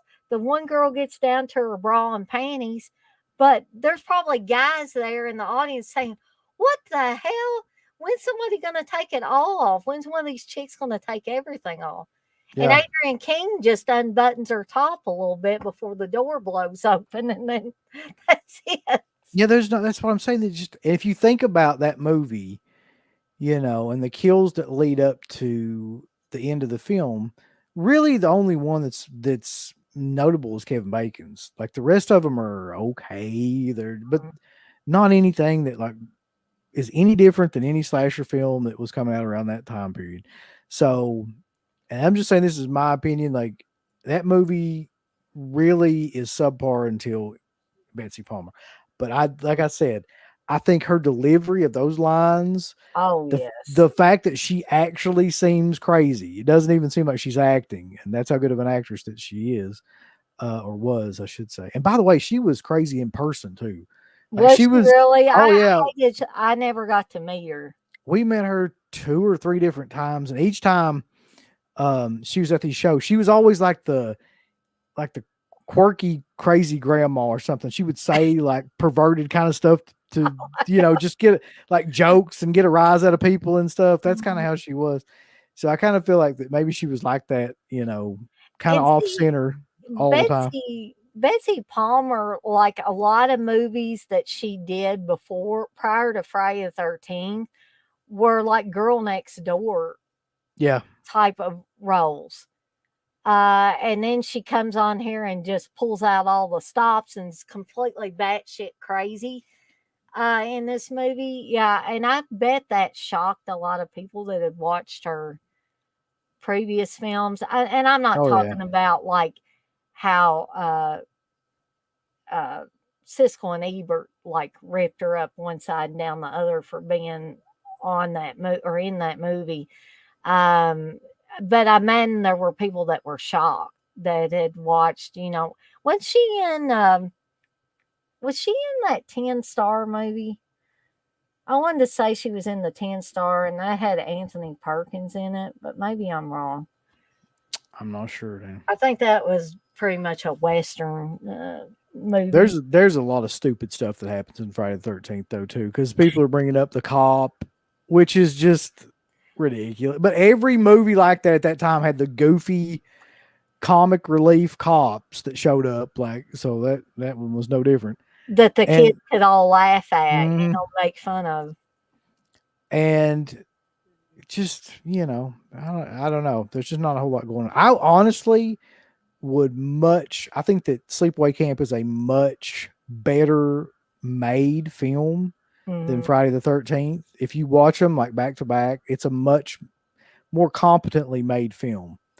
Um, and I think the death scenes in Sleepaway Camp are a lot better, to be honest. Even though I love Savini. Yeah, me too. I feel the same way. And Sleepaway Camp does have more inventive deaths when you compare it with the first Friday the 13th. There's just no two ways about it. And yeah, I'm certainly going to get to the Sleepaway Camp movies in depth during one of these streams. Um, but let's talk about Kevin Bacon again. I want to bring this up because, and I wish I had a picture to show as a visual, but I want to take a poll here. Everybody probably knows what scene I'm going to talk about. When they were out on the docks and Ned acts like he's drowning because he wants the pretty Mhm. girl to like try to give him mouth to mouth so he can kiss her. But anyway, there is a scene where you see Kevin Bacon from like legs up to his waist. I want to know who thinks he had a boner there, because I've seen this. I have seen this paused and everything. It certainly does look that way. So I want to know what everybody else thinks. That is 100% not where I thought you were going with that thing. Oh, really? I had no Really? idea. Where No. where did you think I was going with that? When you say that scene, I'm just assuming you're talking about like the arrow scene. Like I had Oh, no no, no, idea you were no, talking about like they had a boner in that scene. Oh God. Uh I'm waiting for like this slew of chat messages to come through. I honestly never noticed that. Dirk just says, "Damn, Dana." Yeah. Uh, TJ says, "Dana, you lost it." LOL. No, I am not. I'm not kidding. I think Jenny and I talked about that on an old episode of Seductive Poison. Actually, Oh man. he had to cut loose. Oh man.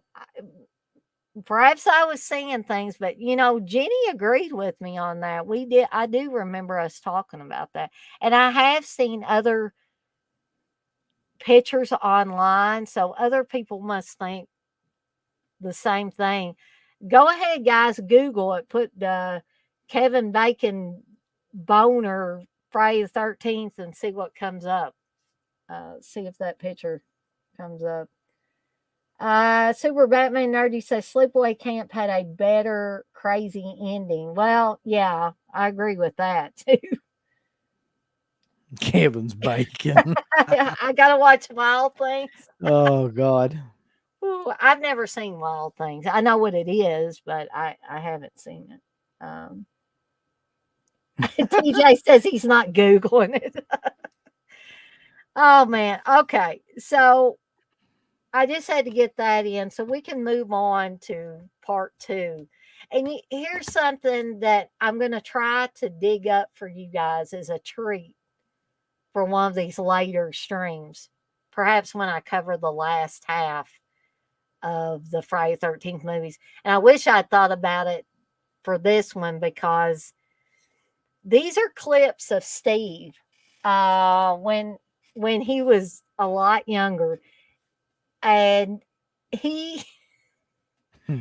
he watched, I think I guess he watched up to Jason Takes Manhattan. Maybe that was the one that was the newest at that point in time when Steve did these videos. But anyway, he watched all of them and recorded like little inserts in between them for his friend Jeff. So Steve showed me this, and like I don't know if you got a copy from us, Uncle Bill, of that Friday the 13th part 5 commentary that me and Steve did I don't remember, when we were honestly. dating. Uh, I actually took those clips and put it like as a bonus feature Oh on that shit. thing. I wish So if you want to see young Steve doing silly things and talking about Friday the 13th movies, these clips will be for you. So, I've got to find that now if I've got it anywhere. but I'm going to try to hunt them up and figure out a way to get them on here so that I can show you guys the clips. That's one thing that's not, I don't think that's going to get me banned off of YouTube because most of it's just Steve talking. Steve's got a machete. It looks like a real machete at one point. Steve Um, just doing some gardening work out there. and there's actually some pictures too that I need to hunt up. Maybe Steve can retrieve them for me if he'll let me show them. I tell you Uh, what I do have though, Dana, which I with that, found it the other day on my phone, which is freaking hilarious. oh my gosh, is it something I'm on? No, I don't think so. Oh, I'm good. not even sure. You guys may have been together around this time. I'm not positive. But it's one of those Halloween parties. I think you may have been together, but I think I was talking about this. I've got video of Wes and Steve dancing. Like Steve dressed up as Oh, that a was the priest. Halloween part. That was the Halloween party at Jenny Wiley, and Yeah. I was I was there Okay. because I was dressed as. There are pictures too that I have where, or somebody has, I know, of me dressed as a nun, but I was dressed as the girl from Miss 45 when she Oh yeah. dresses as the nun and shoots a bunch of people because she just completely loses it. And there's scenes of me with makeup on, the whole nun outfit and everything, kissing Steve, who's Dressed as the who's priest. dressed as a priest. And then there's one of Wes standing behind us, and he's the devil. He's And dressed as the he's got devil. Yeah. the horns and everything, and he's got a cross holding it upside down over our head. That's got to be the most blasphemous picture ever. Oh That man. was a great party though. I'll say that. What I can Oh, remember of it. it was. And we brought Oh, Linnea, and she ended up peeing on the floor at one time, and of Wes was course, yeah. like, "Fuck it, who cares?" Oh, but anyway, Darren says that he's got the DVD of Steve watching those, and he's got the little laughing emoji there. So, um, yeah, but there are pictures too, and I think they're on the back of that DVD that's got the commentary of Steve with the hockey mask on, Steve with his pants half pulled down, like he's got his underwear on, but and him like with them all the way pulled down where you can see his ass, but his underwear is on. And it's just crazy, crazy shit. Oh God. That was in his heavy drinking days too, though, guys. Keep that in Yeah. Yeah. mind. Oh.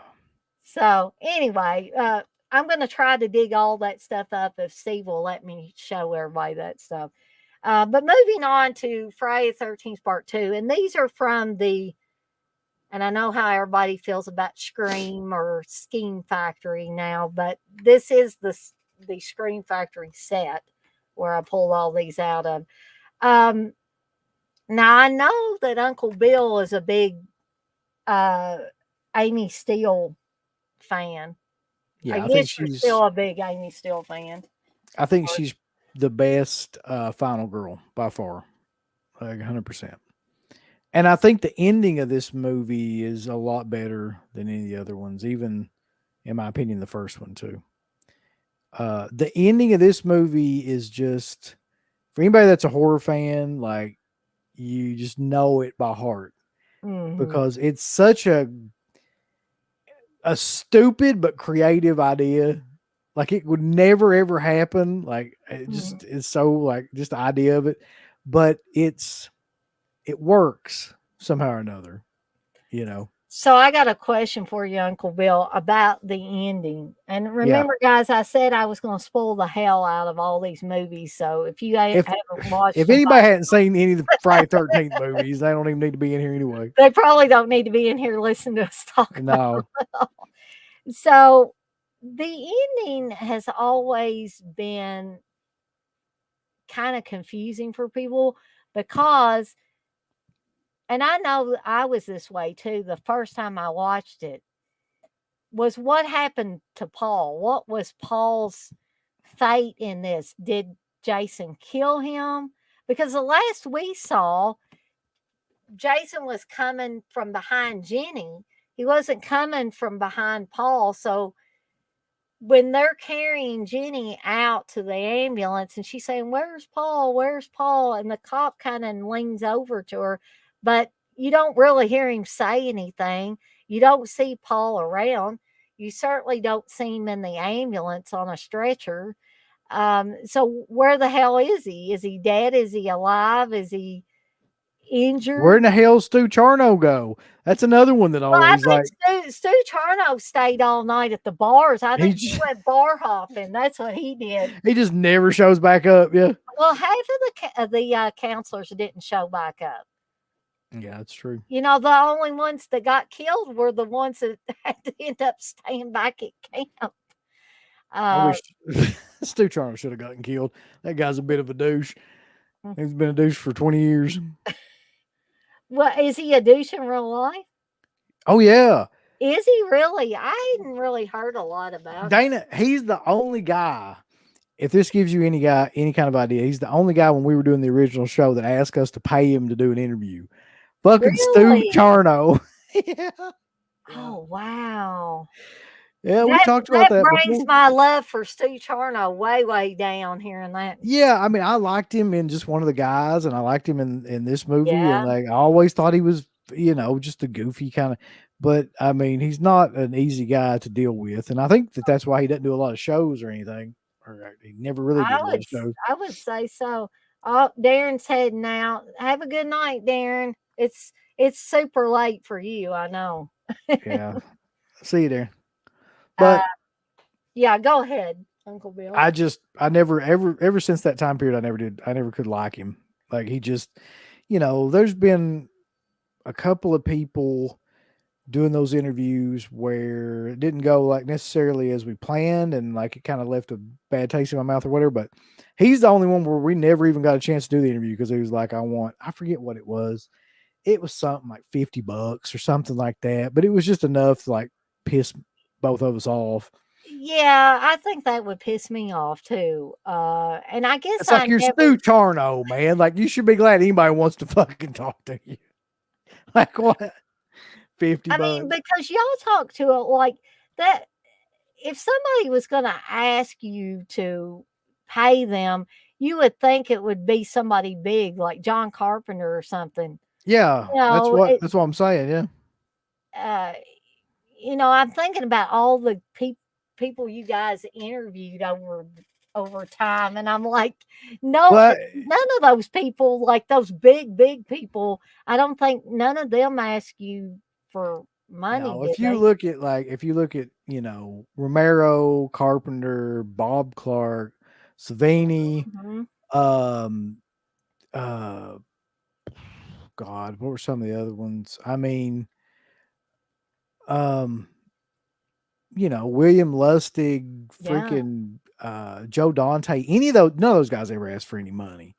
So he was the only one to my memory that I ever just asked. wonder if he needed the money, you know, maybe whereas these other guys didn't need the I money, guess but it's just. still, it's like, But yeah, I mean, we also did like Paul Kratka, like people that yeah. never really did anything else again. They never asked for any money either. It's like, Did y'all ever get Dana Kimmel?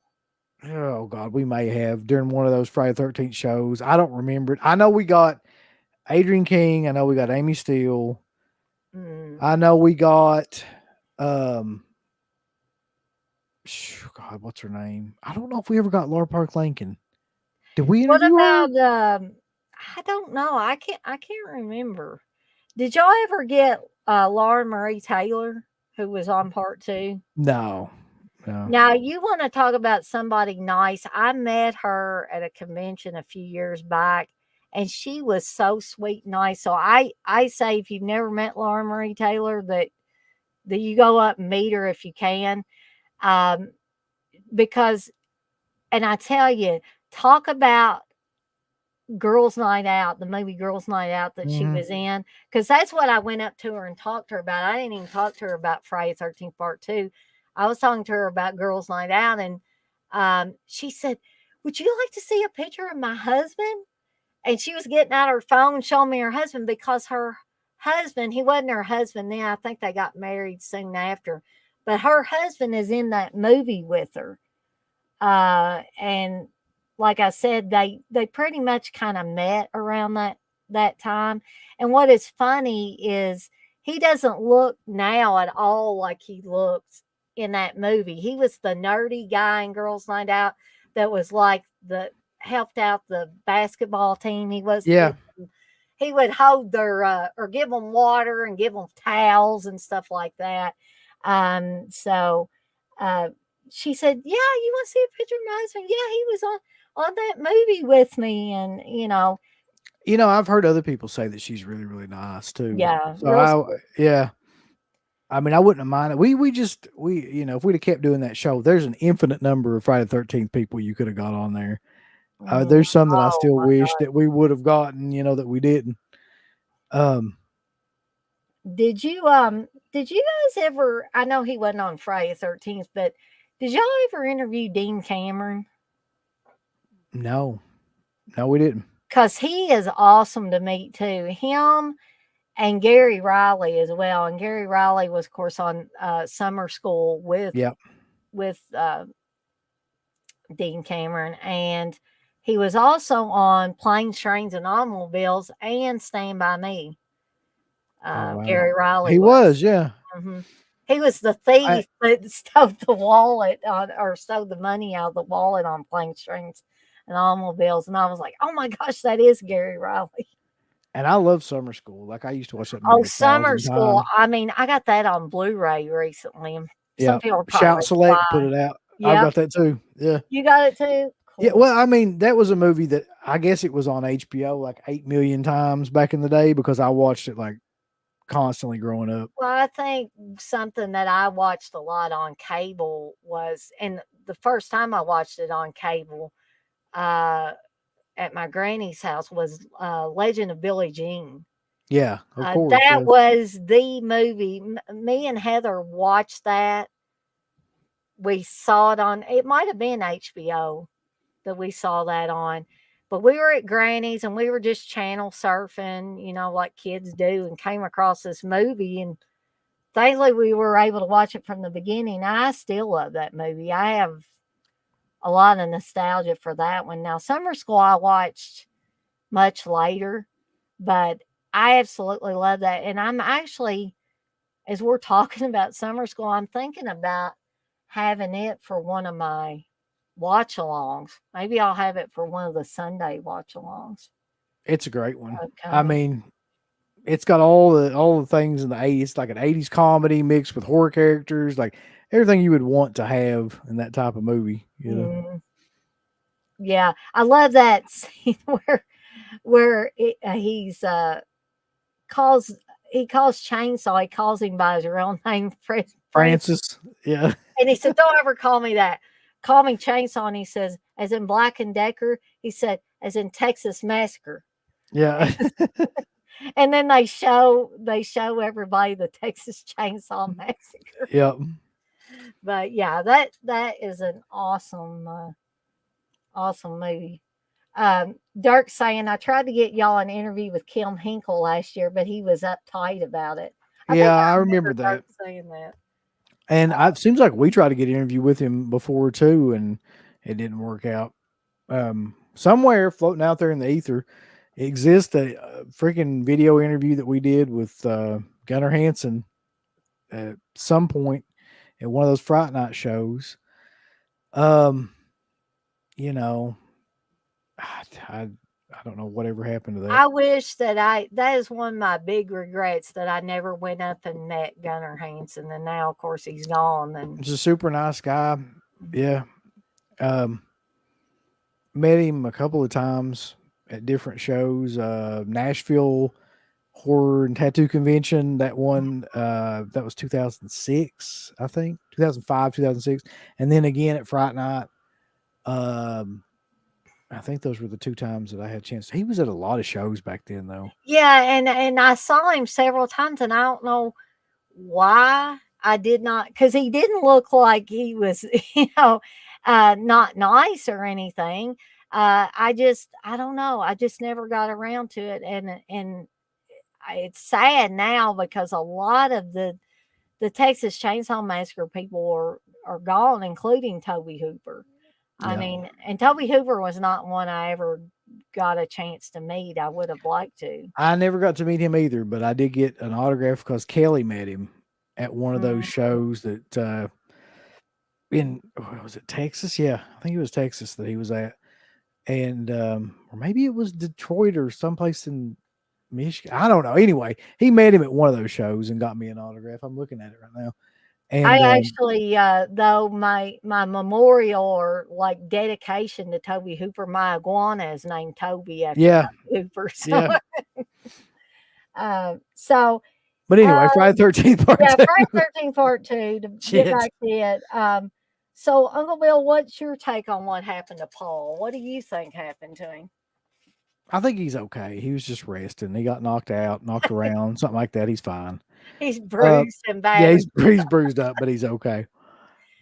Uh, but that whole movie though, I don't know why, but I think the whole tone of that movie is a lot different than part one, and it's just really it's a fascinating movie to me because it's kind of slow for a Friday the 13th film, but Mhm. it's also got some of like the best overall death scenes and the best kind of like cinematography and definitely in my opinion the best editing and the best final or best ending and the best final girl of any of them.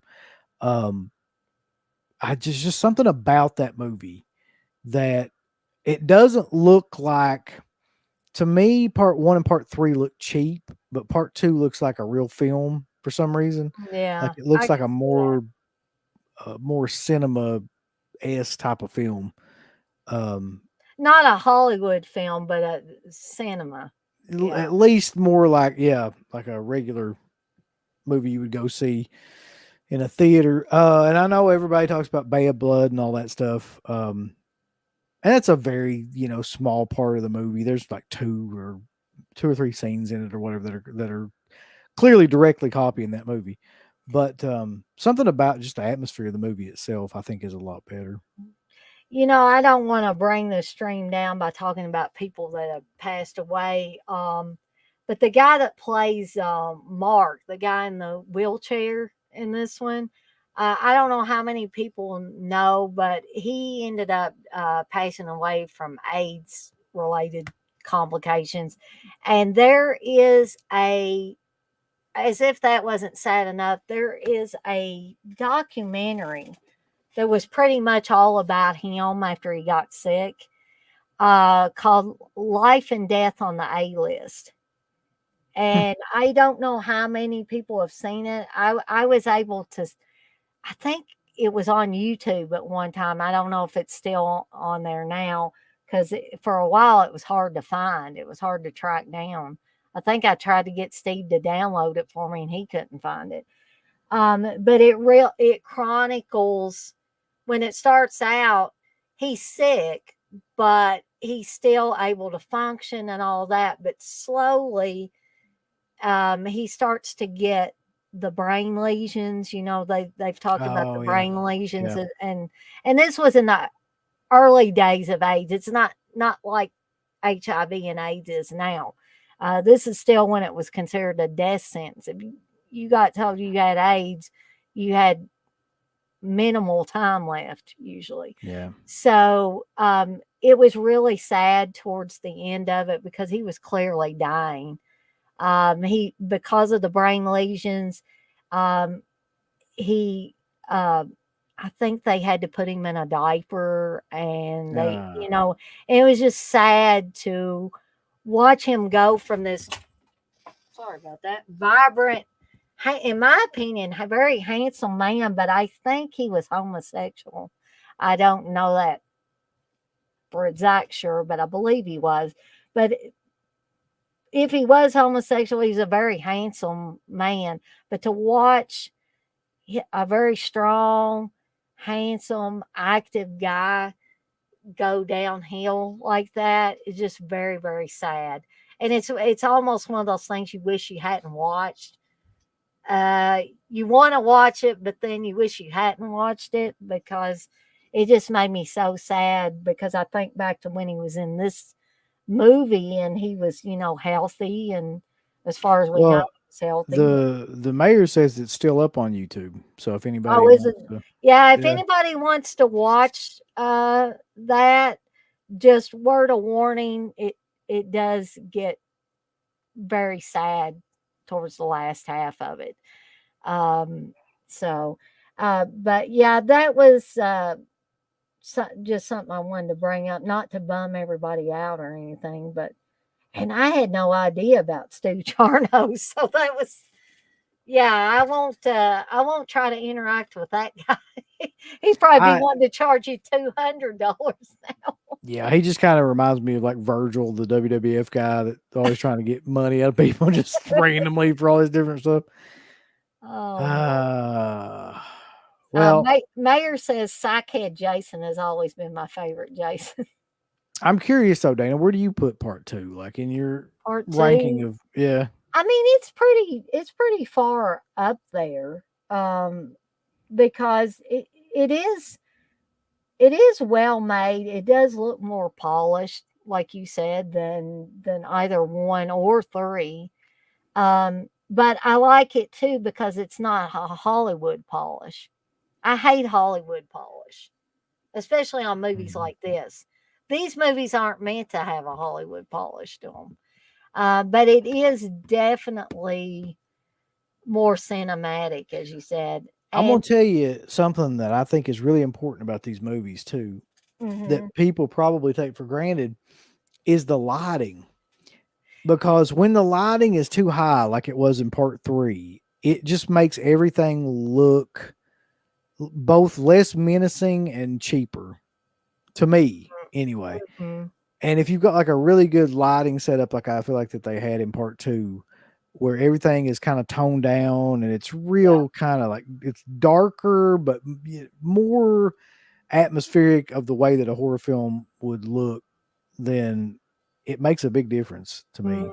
yeah, and I know sometimes they have to do it, but like I know this is not a Friday 13th movie, but um that movie To All a Good Night that David Hess directed, the Oh Christmas yeah, horror movie, yeah, there are some scenes in that where it's supposed to be night and it is clearly daylight out there. right. And there's no two ways about it. And it's just, I like that movie. I enjoy it. Um, I like, uh, and if you guys haven't seen it, you might want to step away. It does have two killers in it. Um, but just that is so ridiculous. The how light it is, and they're all walking around saying, "I can't hardly see anything," and it's broad daylight, Yeah, that they're walking around in. Um, that and having hairy reams are, I guess, the two most ridiculous things about that movie. Harry Reams being the pilot. Um, and if you don't know who Harry Reams is, you look guys, him up or don't. It's up to you. you might want to not because. Yeah. So yeah. So is there anything else you wanted to talk about part two, Uncle Bill? Um. Well, you mentioned Lauren Marie Taylor, right? Yep. And her death scene in that is probably, I mean, I think everybody would probably agree that the best death scene in that movie is the incredibly un-PC wheelchair scene. But Oh yeah. That wouldn't get made now. her death scene is just so dark and depressing, and like it And goes she's on for just a really yeah, long time. it goes on forever and she's just cringing and backing up and there's nowhere to go. And then bam, Yeah. she just gets it. And it looks It painful too, even though it's not real. That death looks painful. Yeah, there's not a lot to it in terms of like there's no real effects or anything to it really, like gory, Mhm. but just the way that it's filmed is very disturbing. And it always has been. It's always been just one of those scenes that sticks with you too. Yeah. Yeah, who would wanna be cornered by Jason like that with nowhere to Mm. go? The thing about that scene too that always got me was the fact that I don't know if they did this or if this was just happenstance, but when he's holding the knife and his thumb has like the blood or whatever underneath it, Yeah. like the underneath the thumbnail, Mhm. or where it looks like it's been hit or something, it Yeah, just it makes looks like he's mashed it or yeah, it just makes it look oh, even more just awful. Yeah. very, very disturbing, and I agree with people that say Steve Dash is the man 'cause let me tell you a story about Warrington Gillette that'll increase his douchiness level, okay, as if he wasn't douchey enough. Back when I was doing the fanzine, I tried to get an interview with Warrington Gillette, and here's why. You guys are probably thinking, "God, why?" This is because I was unaware at that point in time of Steve Dash and how much Steve Dash actually had to do with the film. Sadly, We uh, all that were, yeah. that was the position I was in, and so I thought mistakenly that Warrington Gillette was the main Jason in there doing all the stuff. So I wanted to interview him. Guys, don't try to interview that dude. If anybody's even thinking about it, don't. Because what he kept stringing me along. I sent Right. him questions. I sent them to the email he told me to send them to. And he kept telling me, I didn't get them. Are we going to do this interview? I didn't get them. And finally, after the second or third time, maybe, I just gave up. I thought, forget this guy. I'm not going to keep going on like Did this. he am I crazy or didn't he pass away? Maybe. I don't know. Somebody Maybe on the somebody in chat the chat knows. checked me on that one because I swear I think that he passed away. TJ's talking about Laura Marie Taylor's brown panties. Yeah, I forgot about that. That's true. Oh man. Yeah, and she actually thought those were sexy. Sexier than the ones she had on. She had black ones on before that. Here's the thing about Warrington Gillette too. That you mentioned him, he was kind of a douche to meet as well because we met him one time at a show, and he wasn't a very pleasant dude to meet in person either. He was very kind of just quiet and standoffish about everything. I can't remember if we interviewed him or not. I know we interviewed Steve Dash, and he talked a lot about him. If anybody ever wants to I hear, think he hated him. if anybody ever wants to hear Steve Dash just go off on somebody, like that is a great interview to go but into the but archive. I cannot blame Steve Dash at all because wasn't Warrington Gillette like didn't he have pictures of Steve Dash as Jason and he was selling them Yeah. or autographing them? Yeah. He was basically, what he was basically doing was the same thing that Tony Moran Yeah. does now, which is going around acting like he's the only person, uh, that he's the only person in that film that's Jason. So Dirk is saying, I think Warrington is alive. Dash is gone, unfortunately. And I knew Steve Dash had passed away, but Yeah. I guess Warrington Gillette is still hanging around. You never ever hear about that guy anymore. Like he never does shows or anything like that. No, because I mean, honestly, I think everybody figured out he was full of shit. You know, after a little bit, that's what they figured out. He's just a con man, basically. And Yeah. watch, he'll come get me kicked off of YouTube because he'll watch this. Yeah. I'll say, "Oh, cool! They're talking about Friday 13 movies." Oh, why'd they say that about me? You know, but anything else anybody wants to bring up about part 2?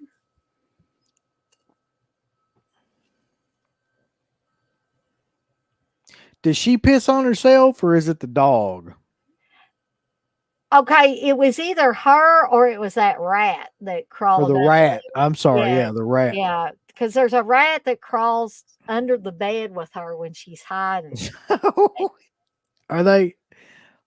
That's a weird one, isn't it? The Yeah, idea that you're like your heroin or whatever pisses yeah. her pants. So I mean, it could be possible, because I've had rats as pets and they piss all over everything. Honestly, they just walk and pee. Um, so that's why a lot of people don't want to keep them as pets because they do that. But so it's entirely possible that the rat could have done that. And in all truthfulness, I don't of course I wasn't really looking either, but I didn't notice any like wet patches on Jenny's pants after that. It must have been the rat. Wes is in here. We have not talked about the burning. It's just Friday the 13th films tonight, Wes. Dana, I'm gonna be honest with you. The burning is kind of right. though. It really is. I don't know. Maybe it's a nostalgia thing for me with the burning. Um, I discovered that movie back when you guys have heard me talk about Video Vault and you could get the 7 movies for 7 days for 7 nights. I think it was during that time period.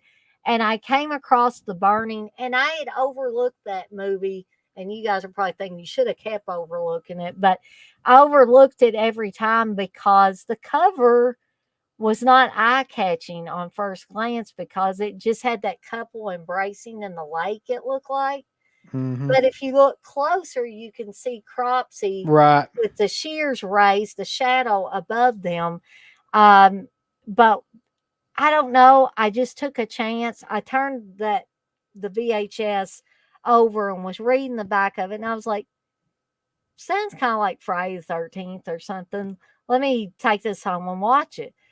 And I don't know. I think I was blown away by the effects, and some people might laugh at that, but Savini did the effects for that one too.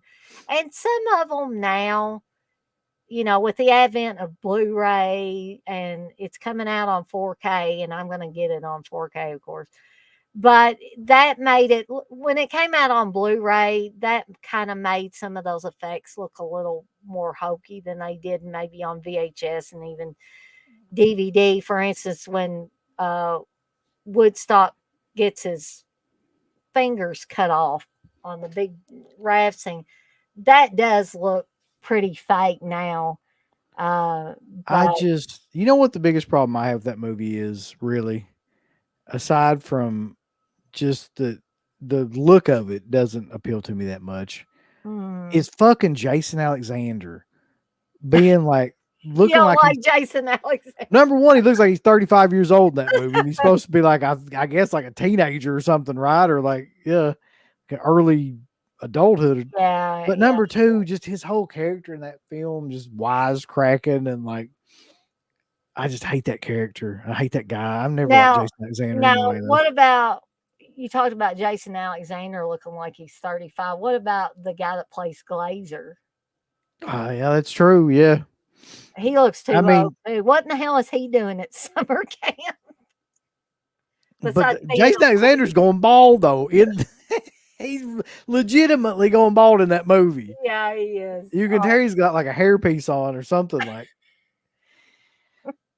Oh God. Man, yeah, we're definitely gonna get, or I'm gonna get to that movie. I don't know who I'll have on, or if I'll have anybody on when I talk about. We ought to get you and Wes on here so we can all talk about. I can talk about the good things, and y'all can talk about all the shitty things about the version. But anyway, Friday 13 Part 3, Dana. Yes, the 3D, well, if you got to see it in 3D at the movie theaters, the I 3D wish. extravaganza, yeah, I wish too.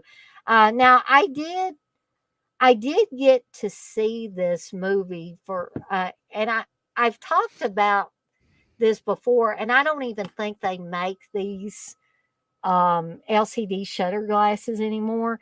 But remember when I got you guys, like, I hate to say I got y'all the lower rent ones, but the really expensive ones, I spent as much on those, and this was crazy of me. I shouldn't have ever done it, but I bought into all the hype behind those at the time, and I spent on those LCD shutter glasses what you would have spent for a new computer at that Damn. time. I am not kidding you. Golly, Dana. Yeah. And I would never do anything like that again. Steve should be You'd thankful never be able that to, Dana, because Steve would fucking shit and fall back in it if you tried. yeah. But anyway, I was able to watch a version of this in 3D, and that probably looked the best I had ever been able to see it at home with those LCD shutter glasses. And they also had something called Living 3D at that same point in time, where movies that were never put out in 3D, like The Evil Dead, for instance, Yeah. that looked amazing because it didn't really look like 3D. What it felt like was you were immersed in the movie. And so imagine being immersed in the Evil Dead movie, the first Evil Dead movie. Like you're right there in the damn cabin with Ash and It won't be too much longer, Dana, until they'll have those VR headsets in movie theaters to where you'll actually be yeah. in the damn movie. That'll be what happens next, I'll bet. Yeah, because I actually have two VR headsets, and those things, if you play the horror games and so, and you can watch movies with them too, but if you play some of those horror games where you feel like you're actually in the damn game, it is creepy. There were a couple times, and you guys can laugh if you want. There were a couple times where I actually had to take the headset off because it was getting to be too much because you would see things out of the corner of your eye like they were coming up behind you, creatures, zombies, whatever was in these games. And there is an exorcist. I think it's mainly based on the Exorcist 3. Thank God it's not Hmm. based on the Exorcist 2 Shit, because that'd that be would be awful. boring as shit. But Yep. this is basically based on The Exorcist 3, but I can't get very far in it. This one's a little more difficult, but it's a really cool looking game with the VR headset and everything. So, anyways, back to Friday 13th in 3D or part 3. Okay, I want to kick this off by talking about Dana fucking Kimmel, okay? So, and I hope Hmm. I don't get kicked off here for saying that word, but No, you just have to wait like the first minute after you start the stream, something like that. I think they cut it down to like after 7 seconds go by. It was Oh, 15 okay. seconds, and now it's 7 seconds. So, I can any, barely make it 7 seconds. but the reason why I say that way, and you guys may say nowadays, like, why are you so down on Dana Kimmel? And here's why: because I cannot forget this She kind of old sucked. this old Fangoria article that was called the Women of Camp Crystal Lake or something like that, and they talked to all the pretty much all the final girls, or maybe it was all the women from the first one on up until I can't remember which one was out at the time that came out. Maybe the one with Laura Park Lincoln where she's like Carrie versus Jason. But anyway, so they interviewed Dana Kimmel for this article, and I kid you not, she was talking about how, and she was in a freaking Friday the 13th film. What Hmm. did she expect? What did she expect? Nobody, Steve Miner didn't try to pull the wool over her eyes or anything. She knew what kind of movie she was making. So she talked in this whole interview about how she told Steve Miner she was not doing any sex scenes. She wasn't doing any nudity. Okay, fine. But then she started going into things like she said, I made him change some things. I wouldn't let him kill my character off in a certain way, even if it was a dream sequence, and I made him change this and I made him change that. And I wanted to, it made me feel like I wanted to call her up and say, who in the hell did you think you were telling the director of this movie, what he needed to change? And why in the hell did Steve Miner do it? I about guarantee she probably never said any of that stuff.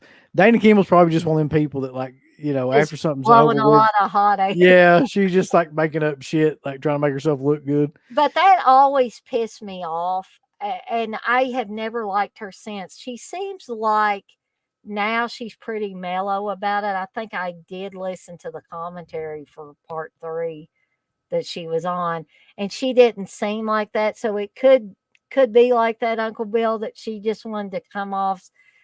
Maybe she thought this is the way she was supposed to be. Maybe she was supposed to act like she hated these types of movies, but Yeah, I also about in guarantee. she was also in Sweet 16 But as I mean, well. who the hell's going to listen to Dana Kimmel? Like, who was Dana Kimmel at that time to be telling anybody what to do? Just Exactly. I think you that's what pissed me off. It's like, even go. if she did say that, who would listen to her? Who would Yeah, make changes? I can't imagine any director being like, "Oh, okay," like Dana Kimmel, person that nobody really I knows think anything if I about. was Steve Miner and she said that, I'd say, I think you need to go home for the day and come back when you got out of the right side of the bed. And I think she's possibly there's a couple of bad ones. I think the next three are actually all kind of generic. The next three final girls in those movies are kind of generic. She might be the worst in terms of like acting and just yeah, general presence. She might be my least favorite. Because then you got Kimberly Beck after that in part 4, and I didn't think she was that good. And then you've got Melanie Kinnaman in part 5, who I didn't think she was that good either. She's probably the least likable or memorable character in that whole damn movie, really, of part yeah, 5. You know, to be honest. Um, but Dana Kim, like, I know there's going to be screaming in these movies. They're slasher movies. It's going to happen. But some people are better at screaming than others. Some women are better at screaming than others. For instance, Amy Steele she screamed some in part two, but Amy Steele was also very resourceful. Mm-hmm. And I don't know if it's because in the movie she was studying psychology and that helped her out, putting on Jason's mother's sweater and doing all that stuff. But she didn't waste all her time. She didn't waste all her time running and screaming and carrying on. She actually, you know, Well, Dana Kimball was a basket case in that movie because of her previous experience with Jason. Jason was a rapist in this. Right. Let's Jason was, a, a like, serial rapist apparently that just hung around I the hope to woods. goodness, because I like Steve Miner. I hope to goodness that wasn't his idea. I just think that's an awful idea that he just kind of like semi molested her and then now she's like terrified of him. It turns out to be him and she freaks out. So Martin Ah, Katrasser and Carol Watson did the screenplay for it. Maybe they came up with that stupid. whoever came up with it should be ashamed of themselves anyway.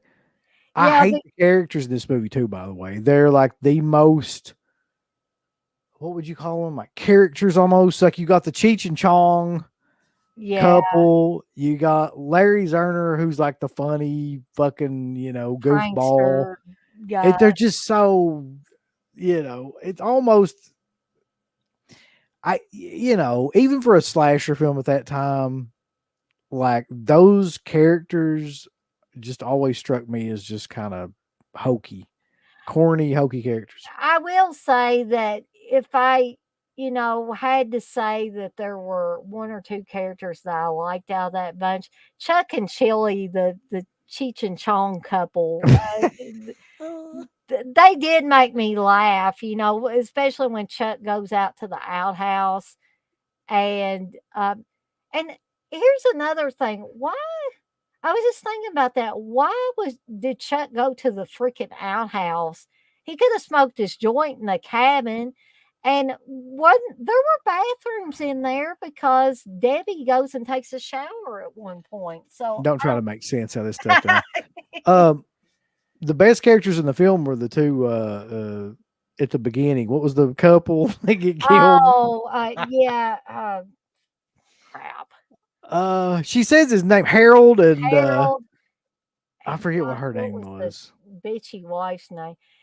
But she had a look to her, and I think I told Steve this one time when he would still watch these movies with me, that she had a look to her that it looks like they tried to frump her up a little bit. I think Yeah, she was probably a more attractive woman, but they tried to make her all dowdy and because that fit that bitchy housewife running around in her yeah, robe. they definitely seem like a married couple though. That was great. He's trying to eat in there, and she's like, "Get out and shit! You ain't supposed to be I eating know, that." but he was like, they run that store, and he was like he opened Every the Sunny D and drank some of it. He he's ate the eating chocolate peanuts, donuts, yeah, and he's chocolate donuts, peanuts, like anything that's around. He carrying opens that it up. poor rabbit around, and That I swear to God, that might be my favorite scene out of the whole movie. Is like their scene and like the it's death scene. But the rest of it, like the characters, like I said, like I just don't give a shit about them. Like Paul, isn't his name Paul? What's his fucking name? No, Paul's from the second one. What is the lead guy's name in this one? Um, Paul Practice character. yeah, like what is his actual character name? Oh my god! Oh, hold on. Because he sucks too. I'm just saying it because he's not great She in the movie. screams out. Dana Kimmel screams out. Rick. That's his Rick, yeah. So none of them are really great. If we're No, being they honest, are. You mentioned it well, Uncle Bill, but they're also like cardboard cutout, like exactly. That's cookie exactly what they are. cutter Yeah. type of characters, interchangeable, pretty much. Yep. Now, Dirk does bring up a good point though. The biker gang was fun. Yeah, the Yeah, biker gang. they were fun. Yeah, I don't see them as like the main characters of the film, like the main ones. But you're right. Like that, that might be some of the better ones too. Mm.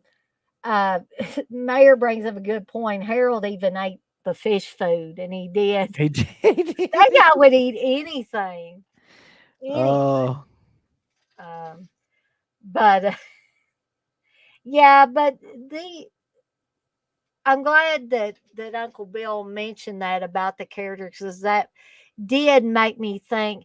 Yeah, these people were interchangeable. There were no really deep divisions between personalities or anything like that.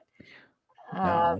I think and they spent the least amount of time trying to flesh out these characters as any of like any movie that so they were far. just that, people say this about slashers a lot, that you just get a bunch of people together and kill them all.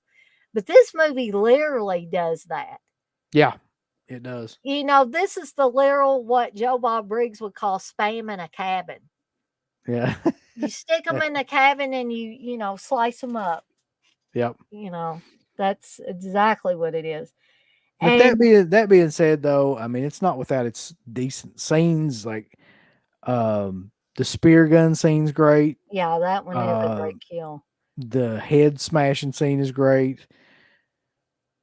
Wouldn't There's that have been awesome though if we could have gotten to see that in the theater in yes, 3D? yeah, Those of us that didn't actually get to because the see friggin' eyeball, you can clearly see the eyeball is like on a line in that too, which always kind of like took me out of the movie.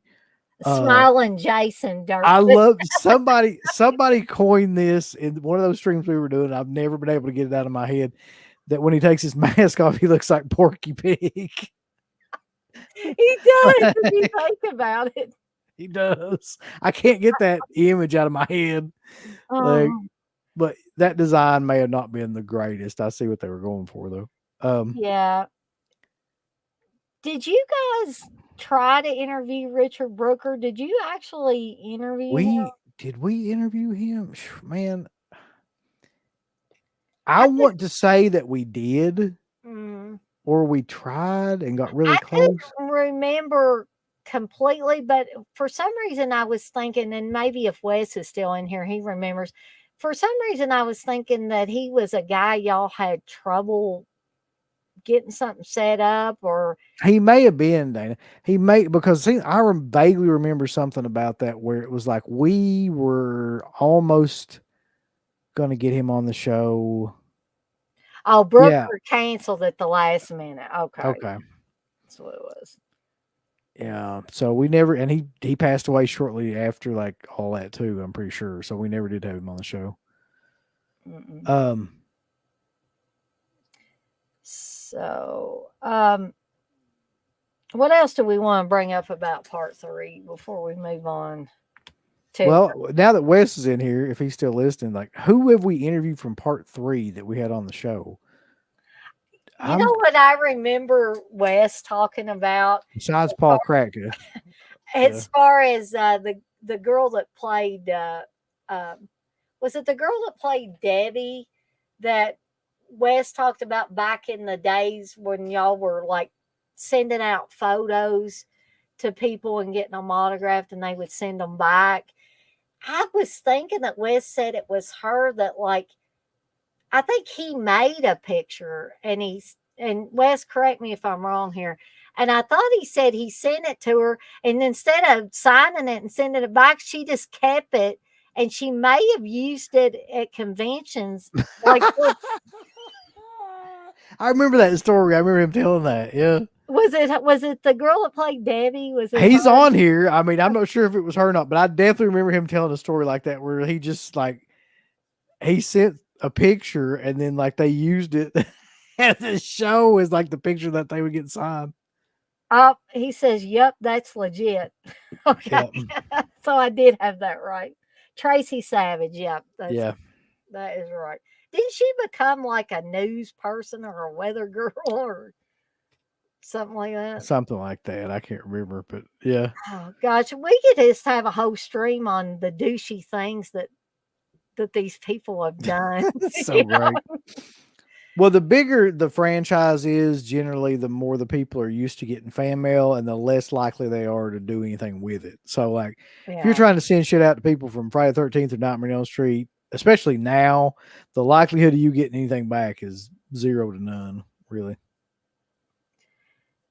Dirk says part four, which we're getting ready to talk about part four, is my favorite of the franchises. I'm sure it's most, but it has it all. And Ted White is the scariest Jason, in my opinion. Ted White did a good job, but I could never figure Ted White out because sometimes he would come off as like, I guess, not a bully, but just abrasive. Like he didn't really like the people he was working with a lot. I don't think he gave a shit about that movie until he realized it could make him money. Like, I think he looked down on it quite a bit, from Mhm. my understanding, of just like stuff's been said over the years and things like that. Like when he was making it, I don't think he thought much of it, and I don't think he thought No, and much I of think it. he hated the director. Yeah. Pretty much. So I feel like that he changed his tune quite a bit when he realized there was all this money to be made and fans and things like that. I could be wrong about that, but that's what it seemed like. I He was a fucking um legit like cowboy Yeah, Western guy. Like it was not anything. He was John Wayne's stunt double, for God's sake. Like it's yeah. not something that was going to interest him. I Yeah. was looking at what was put in here. He said, "I stabbed the girl that played Vera with a poster tube at a convention." Which convention was that, Wes? Yeah. Oh, man. Okay.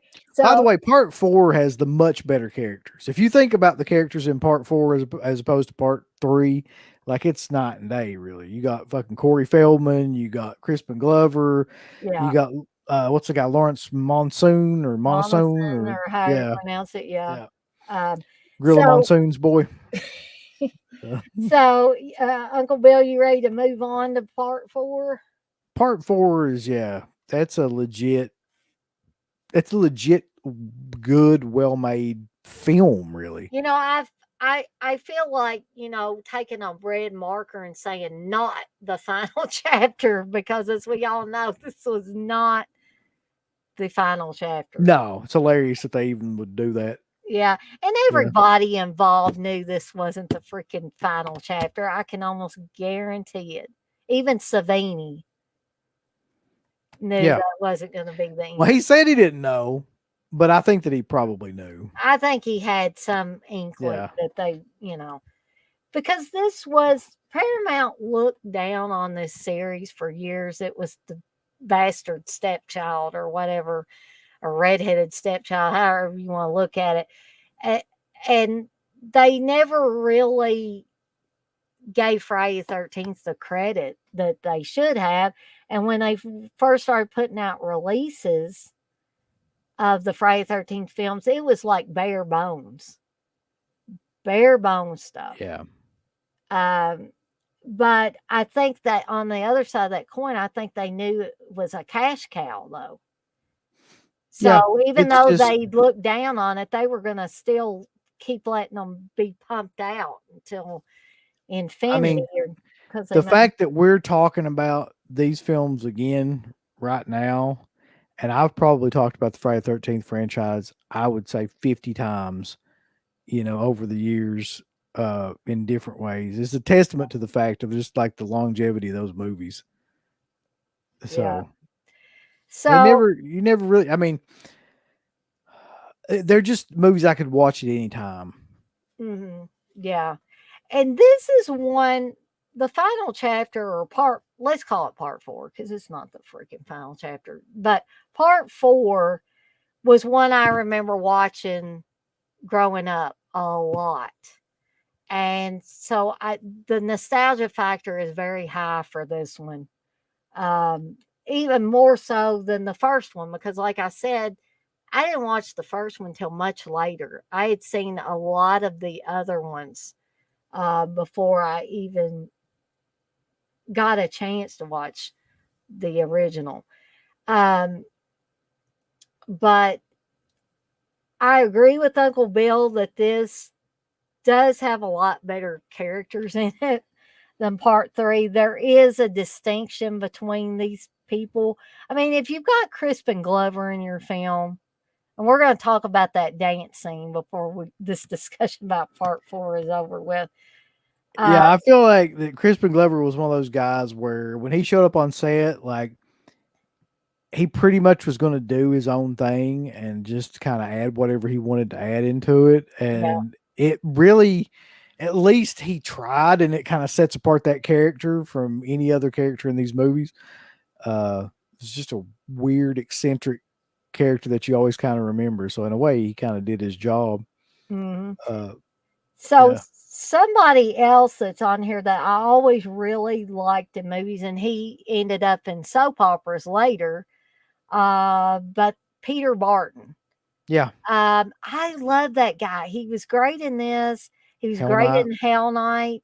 Yeah, I mean, it's just amazing. And he always seemed to have good chemistry with whoever the actress was that was playing his girlfriend or love interest. Because I thought him and Linda Blair were excellent together in I'll Hell tell you Night. something, and I'm sure I'm not the only person that felt this, but I thought that was Donny Osmond for years. I could see that. He looks exactly like Donny Osmond. I There's think no. I think he's better looking than Donny Osmond, but It's always like just perplexed by that in the that would be beginning. hilarious if Donny Osmond was ever in a Friday the 13th movie. I thought he was for a number of years when I was a Oh, kid. Like it didn't make any sense. speaking of Donny Osmond, I'll just tell this real quick. Did anybody ever watch? Gosh, that slipped right out of my mind. Gosh, it was on the Cartoon Network. Golly, daggone.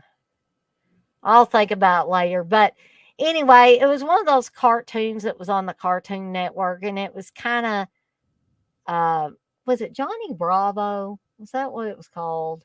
Yeah, Johnny Bravo was the one. Yeah, So, if any of you guys ever watched episodes of Johnny Bravo, there was one where Donnie, his mom, Johnny Bravo's mom, hired Donny Osmond to babysit him. And so you got this cartoon Donny Osmond, and I think Donny Osmond did the voice because it sounded just like him. he And, probably did. and he was like, "Now, Johnny, your mom said to do this, and you got to go to bed by this time." And of course, Johnny Bravo's this big, like 6 or 7 foot looking dude. Yeah, And with that episode was so hilarious. I was crying. I was laughing so hard watching it. There were other good Johnny Bravo episodes, but that one was probably the best. If you can hunt that one up, if you haven't seen it, I highly suggest you watch it.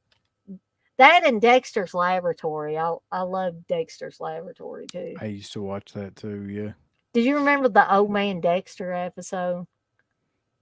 I Where can't remember any like single episodes though. he wanted to, that was my all-time favorite. He wanted to be able to stay up and watch the late movie with his family, and his mom would always be pointing and telling him to go to bed. So he came up with a way to make himself older because his mom kept saying, "When you're older, you can watch the movie with us." So Dee Dee, his sister, gets in the lab and messes things up and makes him too old, and he's like a grandpa. And he's walking with a cane, and they have to give him like baby food to eat and stuff like that. And they keep calling him grandpa. Uh, and Dee Dee's calling him grandpa, and he's like, "Don't call me grandpa." But he falls asleep because he's too old.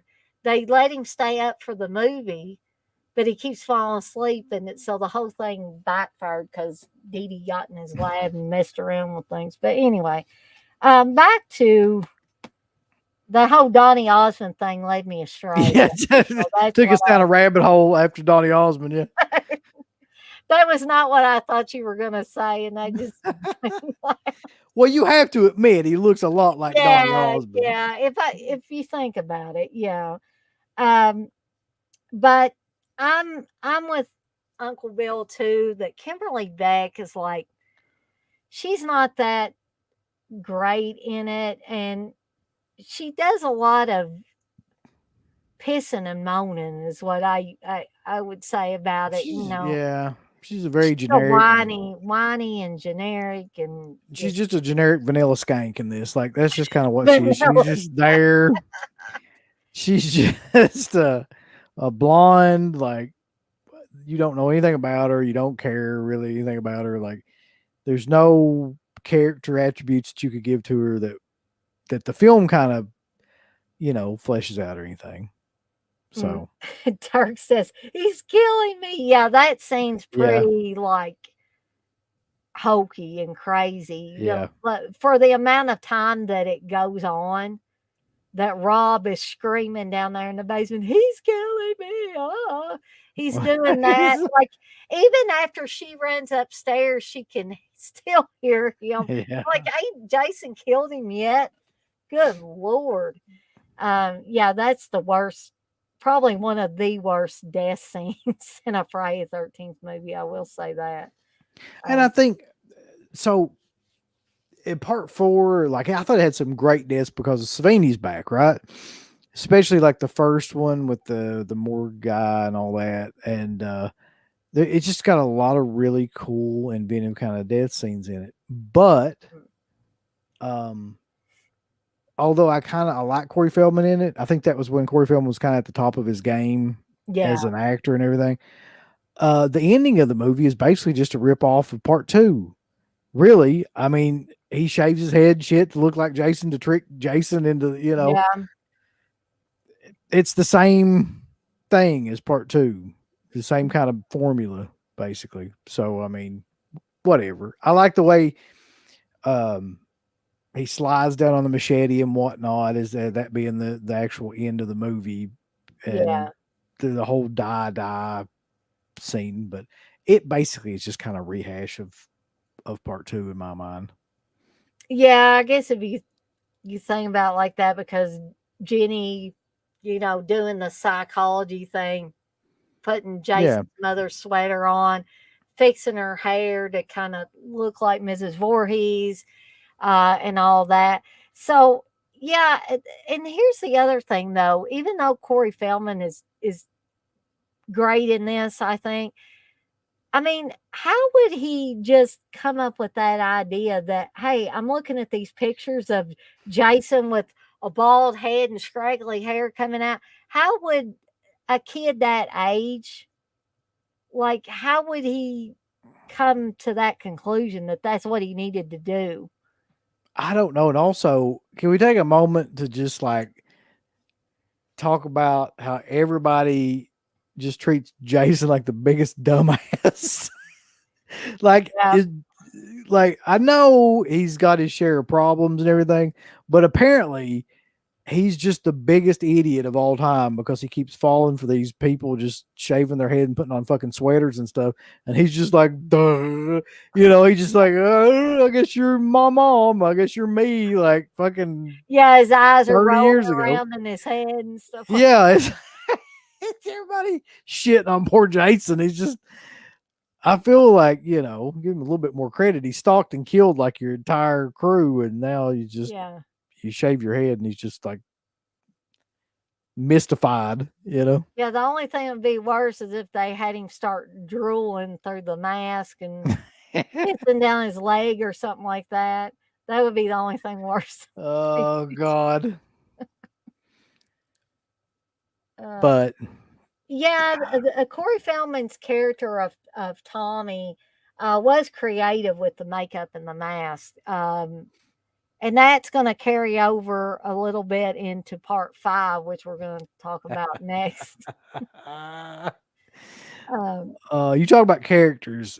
In my mind, there's no other Friday 13th film that comes even close to having better characters than part five. Just Probably not. just every one of them has their own like quirk or something Mhm. hilarious about them or something that's like miserable, memorable and also Yeah. miserable about them too. Uh yeah, when we get into part five. Do you want to get into part five, Dana? Because that I can talk Yeah. for an hour about that movie alone. Yeah. So, is there anything before we do? Let's talk about the Crispin Glover dance, though. We got to Oh talk yeah, about that before. Oh, that and Judy Aronson on the raft. That's two things I she want to still talk. takes that picture, by the way. What kind of 40 years later. is she making the face like she did on the raft? Yes, Oh my yes. god! Like Oh my god! for people that don't know, she does conventions and she is on a raft. She still looks pretty good. I mean, it's been 40 years and she Yeah. still looks good. But that doesn't negate from the fact that she's like taking this picture of her on a fucking raft, like making that face and everything. And like you're standing there with her or whatever. It's just, it's beyond kind of crazy. Matt, you don't want me to show you the dance. If Uncle Bill wants to do the Crispin Glover dance, let him. It's just a lot of jerking and like, you know, like just act like you're having a seizure and that'll be it. Oh man. But yeah, the okay, and what would like why would these kids in addition to the Crispin Glover dancing, why would these young people be listening to that song, that tangerine? And then Peter Barton singing that in the shower too. Well, didn't maybe I just heard this and maybe this isn't true, but wasn't the actual song Back in Black or something like that? The That song that they're actually listening to, there's a fast song that I forget what the name of it is, but I just remember them like it sounds like a heavy metal. it ain't Oh, that. It ain't that song. I'll put it to you that way. The song that's in the movie is not what they're no, actually listening to when they do that. no. Uh, yeah. So I don't know. Maybe they did have like a temp track or something that Somebody they on here has could got to be know the on. answer to this. That what actual song were they? TJ's in here. He usually knows that stuff or looks it up fast and finds it. Yeah, I wish I knew. TJ does say, "Why was that never a TikTok viral dance? The Glover dance." Should have Oh been. man. Uh, Dirk says I do that dance daily in my head. Coco says if somebody does that dance, I'm falling off the couch. Come on, Uncle Bill, do the dance. I can't. I have no idea other than If to I jerk didn't around. think that would get the stream stopped, I'd try to find video of Crispin Glover doing it. But it Yeah. probably would. Go in there and wake up Steve and tell him to do it real quick. Let's see what happens. As my dad says, that ain't happening. It's almost 11 p.m. Come on, Dane. I dare you. Just go in there and be like, "Hey, Steve, they want you to do the Christmas Clover dance in here quick." I say, what in the fuck? Be the best conversation ever. What the fuck? Shut up. Yeah, here, leave me alone. I got to take a Or nap. he just go, what? That's usually what he does if Shit. I go in there and say something to him. But that dance, I think, stands the test of time. Matt says that you need to get a clip of Wes doing that dance. If we could get Wes to do that dance, that would be classic. I've never seen. Well, yeah, I have too. I've seen him dance one time I could think of, and that was with Steve. But I've never legitimately seen Oh, him dance, so I don't know. yeah, well, I dance, but I don't want anybody to see me dance. That's the thing. And damn it, we've got cameras all over the house now, like to watch the dogs generally whenever we're not here. But Mhm. Steve has been known to watch me on the camera when he's at work, and that pisses me off. I don't like that. It's voyeurism. That's what I think. I know What in the hell's he watching you do? Walk around the house? like he and I don't know how it's almost like he knows that I'm like I know one time it was in October and I was listening to the Rocky Horror Picture soundtrack and everybody's gonna laugh. Uncle Bill's already laughing. I just have this image in my head. And I was, I wasn't even thinking about the cameras in the living room or anything, the little wise cameras and stuff like that. And I was just singing along to the Time Warp and all that because those songs are catchy. They get in your head, they do. And so I was, singing along with it. And Steve told me when he got home, he said, I saw you, like, I couldn't hear you singing, but I knew you were singing. You were moving your mouth to um, those Rocky Horror Picture Show songs. And I was like, Steve, come on.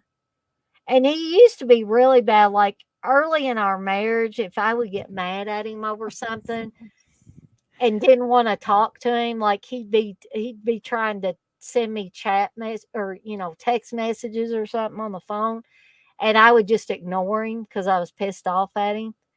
And so not only would he watch me on the cameras and like try to talk to me through the camera, I'd hear little tiny Steve say, Dana, Dana, talk to me.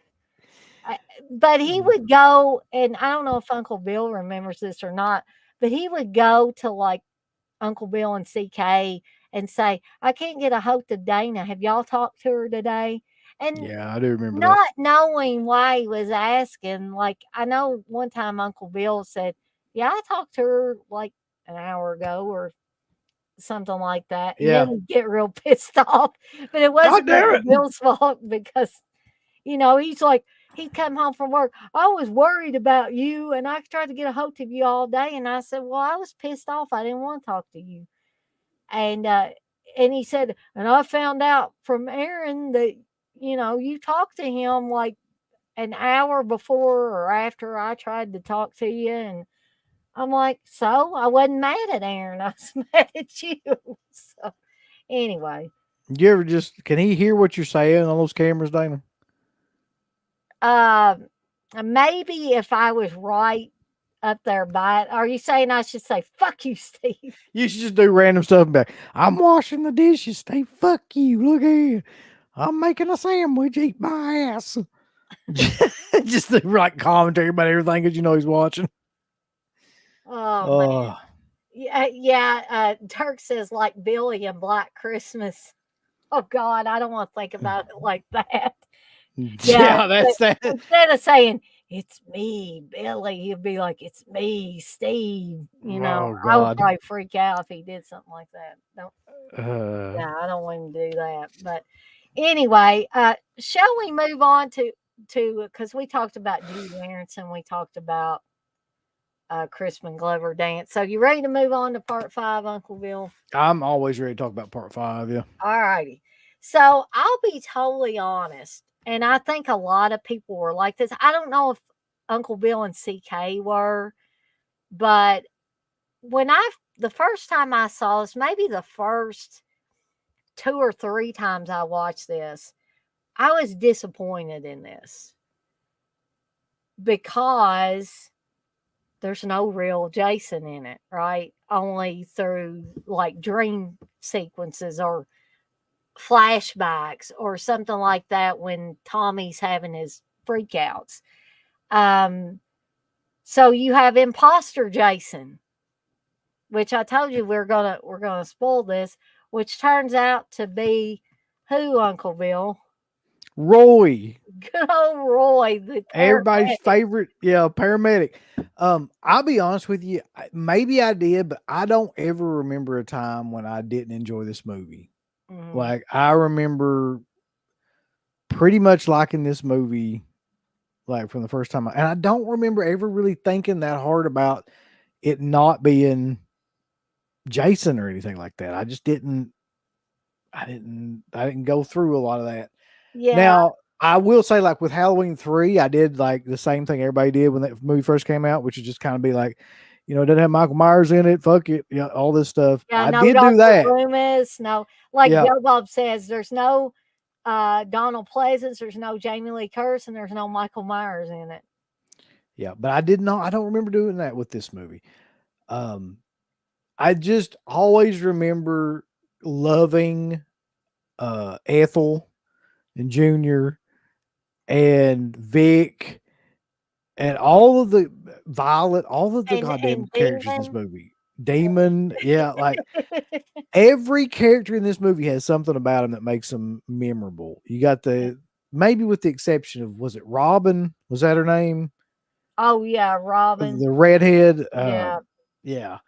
Maybe with the exception of that one, she's not very memorable. But all the rest of them, like Violet's got the dance, and the one Yeah. kid's got the stutter. Demon's got the enchiladas.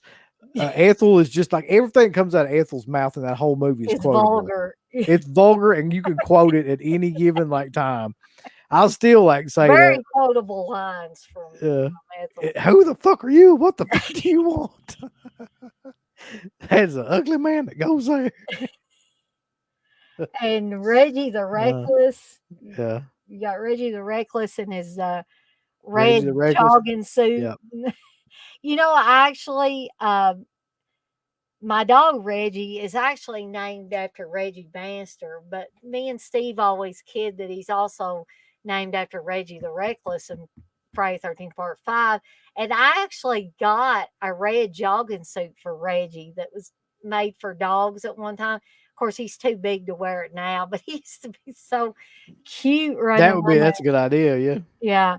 We called him Reggie the Reckless when he would run around leaping around with that on. That's one series you never really talk about, Dane. It's Phantasm, by the way. I I did do kind of like it wasn't as much of a dissection as I intended it to be. Yeah. Um, and I'd probably like to do another one, but I'd like to have uh, maybe you or maybe, some other people on here to talk about Phantasm movies with me. All except Ravager, because I can't talk about Ravager. That movie. Ravager's my favorite. The whole series.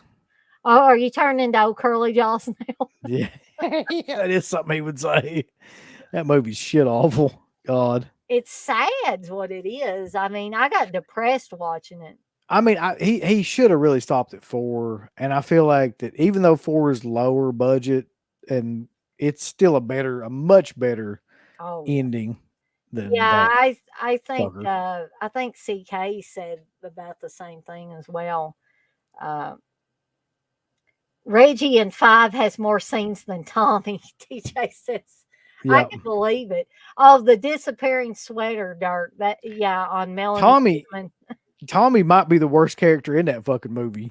To be honest, like I'm not a huge fan of that portrayal or anything. No, it didn't really do it for me. And that actor that played him, was he somebody, or am I wrong? Was he somebody that kind of got religion and Yeah, kind yeah, of wanted to put that behind him? he got super into religion until he found out he could make money on it, and then he Then he he did came like out of everybody else. retirement, yeah, and fucking started going to conventions like everybody else. It's not that bad of a movie. Yeah, somehow or another he reconciled that with God, I guess.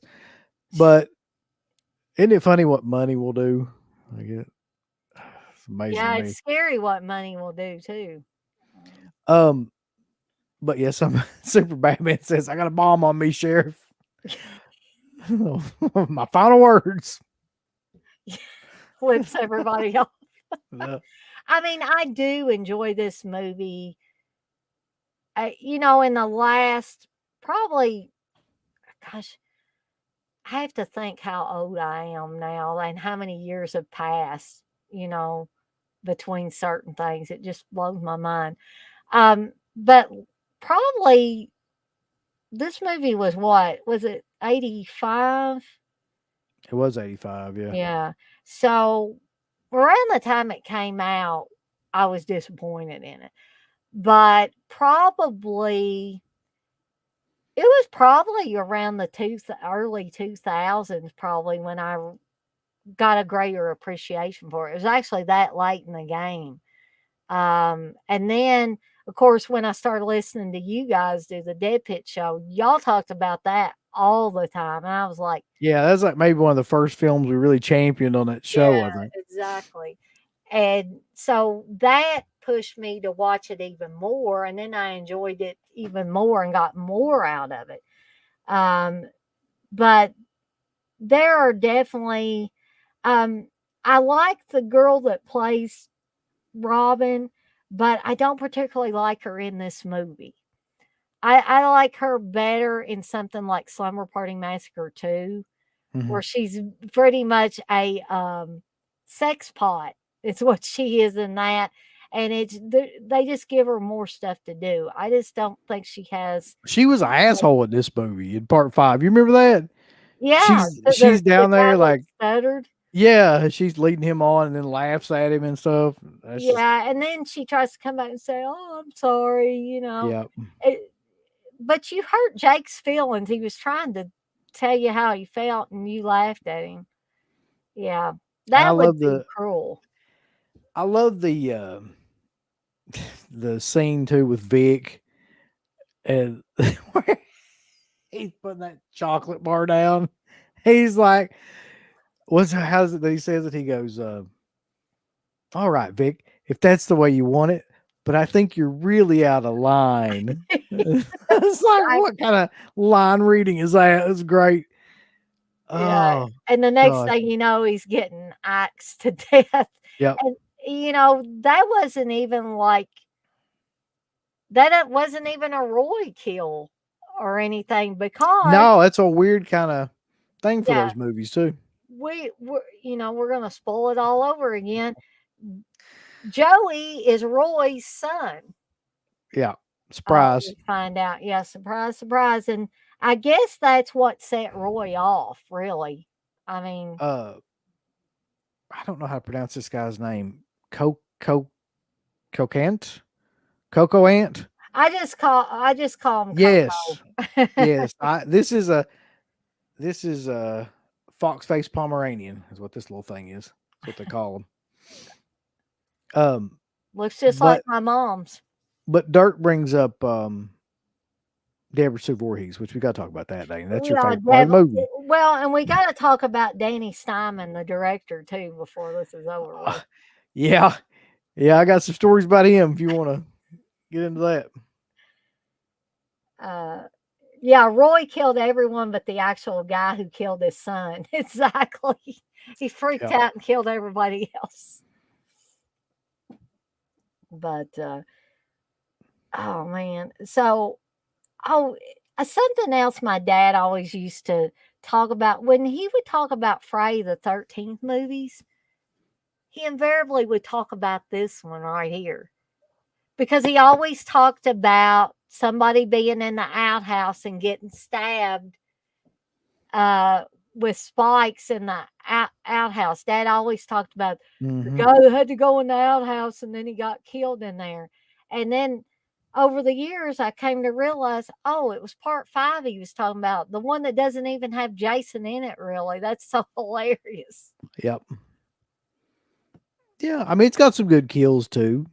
They're Mm. not very graphic or anything. I think by that point, the MMPA was cutting out a lot of stuff like that. Yeah, I think they really, of course, I'll talk more about this when I cover part 7, but I think Yeah, they really came down on that movie hard.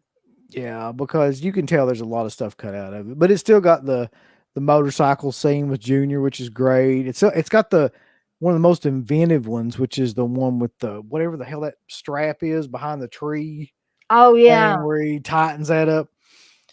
Um,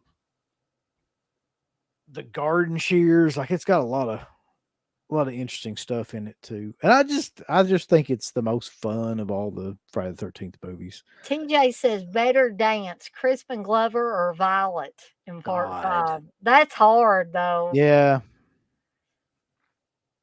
Which one would be better? I don't know. I mean, her dance actually makes sense in some Mhm. ways. I don't know. So if that's better, I guess like it actually kind of fits with the Yeah. song. But I think, She seemed to have a logical way that yeah, she was moving and stuff. She was almost like doing some kind of robotic move, sort of. Crispin Glover was just all over the freaking place, yeah. just going But crazy. his is probably more memorable though. Everybody remembers that scene. I really like that song though, Pseudo Echo, Hmm. Man with No Life in His Eyes and all that. Yeah, Um, and I mean, there's just some great scenes all the way out throughout that movie, part 5. The only bad part about that movie is all the stuff that has to do with Tommy, like him losing his mind and yada yada yada, and yeah. that And do guy. we? I'm sorry, but do we really? care about Tommy at that moment. I don't think I did. Like, No. I wasn't focusing on Tommy because what was Tommy doing? He was having freakouts every 5 seconds and doing Yep. this number and like taking Where his he pills and stuff like that. I mean, come where on. he, when he kicks Junior's ass and everything too. That's hilarious. That's great. And he's riding around the fucking thing in the motorcycle. He hurt me, mama. Then he gets decapitated. And what in the Uh, okay, let's talk about Ethel here. Like, what in the hell was she putting in that stew? It looked like potpourri in that stew. it did. Like it's just a mixture of a bunch of like leaves and shit, and then she like just dumps a bunch of spice into it. It looks basically like water with some tree leaves like on top of it. I'm not sure. I always thought it looked like potpourri in there. And then, of course, when Jason kills her, her head just goes boop right in the potpourri in the pot. She squeezes that fucking tomato. that noise she makes. Ooh. It's a great movie. You should all watch Oh it man. right now, as a matter of fact. Everybody anyway. watch this at least once. Maybe But one. is that part 5? Are you only doing up to part 5, Dana? Yeah. Yeah. Okay. Tonight I am. That's good. And then next we're fucking 3.5 hours into it, so shit. yeah, but this has been fun though. We're probably gonna feel like shit in the morning, but so let's talk before we do get off here. Let's talk about Deborah Sue Voorhees, shall we? You know. Yeah, sure. We'll talk about that. So what do you know? I know what you guys think of her, but let's since I got Uncle Bill on here, let's if this won't get him in trouble with Savannah or something, she comes walking by and he's talking about Deborah Sue Voorhees titties or something like that. And she says, what? I'm not saying nothing. I just let you talk about it. Go ahead. Wes says she had lovely tater tots. They were bigger than tater tots, I'll tell you that much. I mean, that may be right up there in the top 3 like scenes of anybody nude in a horror film. I'll give her that. Good Lord. I know when me and Steve did our commentary for it, I'll never forget this because for some reason, I don't know, Steve was probably drinking when we did this, and I was probably drinking too, but you know, we were watching the credits and stuff, and sometimes you get distracted when the credits are going through and you might miss somebody's name. So it's the movie started, and Steve said, where's Deborah Sue Voorhees? And I said, you'll see her later. And he says, I want to see her name. That's why I think he had to have been drinking when Yeah. he said that. Steve was Oh, slobbering and blamed the beer. boobies. Dirk thinks she's one of the best actresses of the franchise. She's a fine actress. Yes. It's a thespian. Well, do you like her as an actress, or you like her too? Oh yeah, talents she's talented. She's an incredibly talented actress and performer, and along the same lines as Meryl Streep, she's just amazing. I cried. I laughed a little bit, cried a little bit. She's great. So, too, before we get off here for the night, you want to share some of your Danny Steinman stories, Uncle Bill? Danny Steinman was kind of like what I would imagine like most New Jersey, New Yorker kind of like guys are like that, like Bill Olsen kind of type guy. So we met him one of those fucking Fright Night shows. I can't remember the year now. It all kind of blends together. But he had his table directly beside ours, and he would just sit there. Was he sick at that time? Was he? I think he was in hindsight. It seems like I remember Felcher saying something like that at the time to kind of like cover for him. I do remember that, and I also remember him like yelling over at you guys all the time, wanting the people that were seeing you guys to get out of front in front of his table. It Yeah, was so really crazy, bless his heart. where we were like right together, there would be people come up that would talk to us, and it would kind of like spill over into Yeah. his section, and he would always get like super pissed off and just be like, "Oh, can we move these people over? You know, over here somewhere else, something else." He got Ken. Seems like he talked to Ken about it or something, and Ken came over and said something, and it was a bunch of bullshit. He wasn't a, what would you say, like a social guy either. Like he never really talked to us that much at all.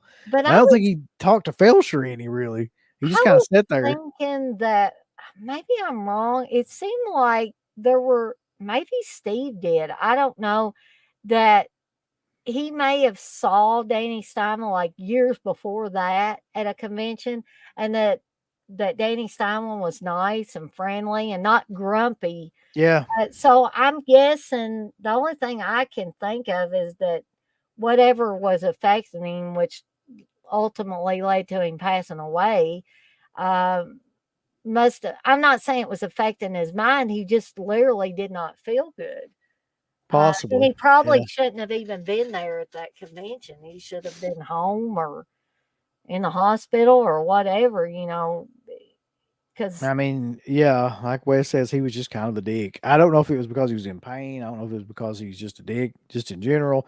I don't know the reason. I just know the experience that we had with him was not good at not all. good.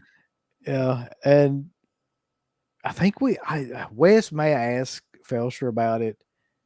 He said something about it. I don't remember exactly what it was now. I just remember, kind of finding the whole thing funny because he was kind of like you would expect him to be, Mm. like that kind of exploitation director. Like he was kind of that kind of fucking guy, like a New York kind of douchebag. Well, he did some Not sure porn, if he's from didn't New he? York, but I yeah, mean, yeah, he he did. wasn't in front of the camera, but he directed He some directed something like High Rise or high something like rise. that. Yeah, yeah, I remember that too. He did a great.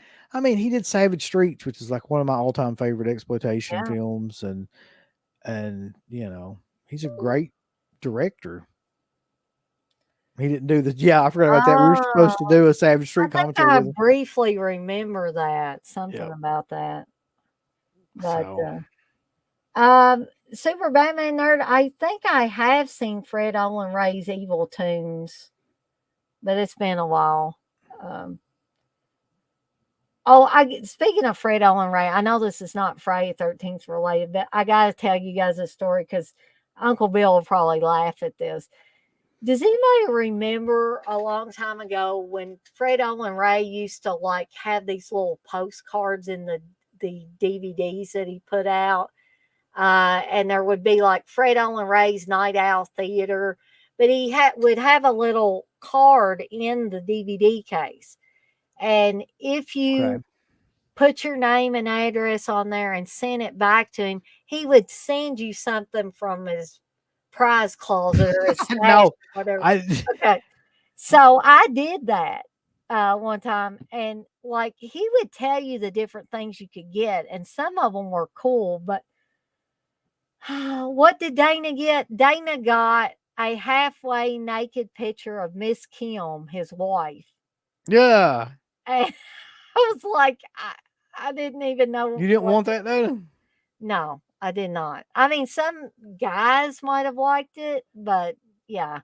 I was like, out of all the things I could have gotten that Fred Olin Ray mentioned, I get this picture of his wife trying to do some sexy, seductive pose. Half Wes says I try my best not to buy a Fred Olin Ray movie.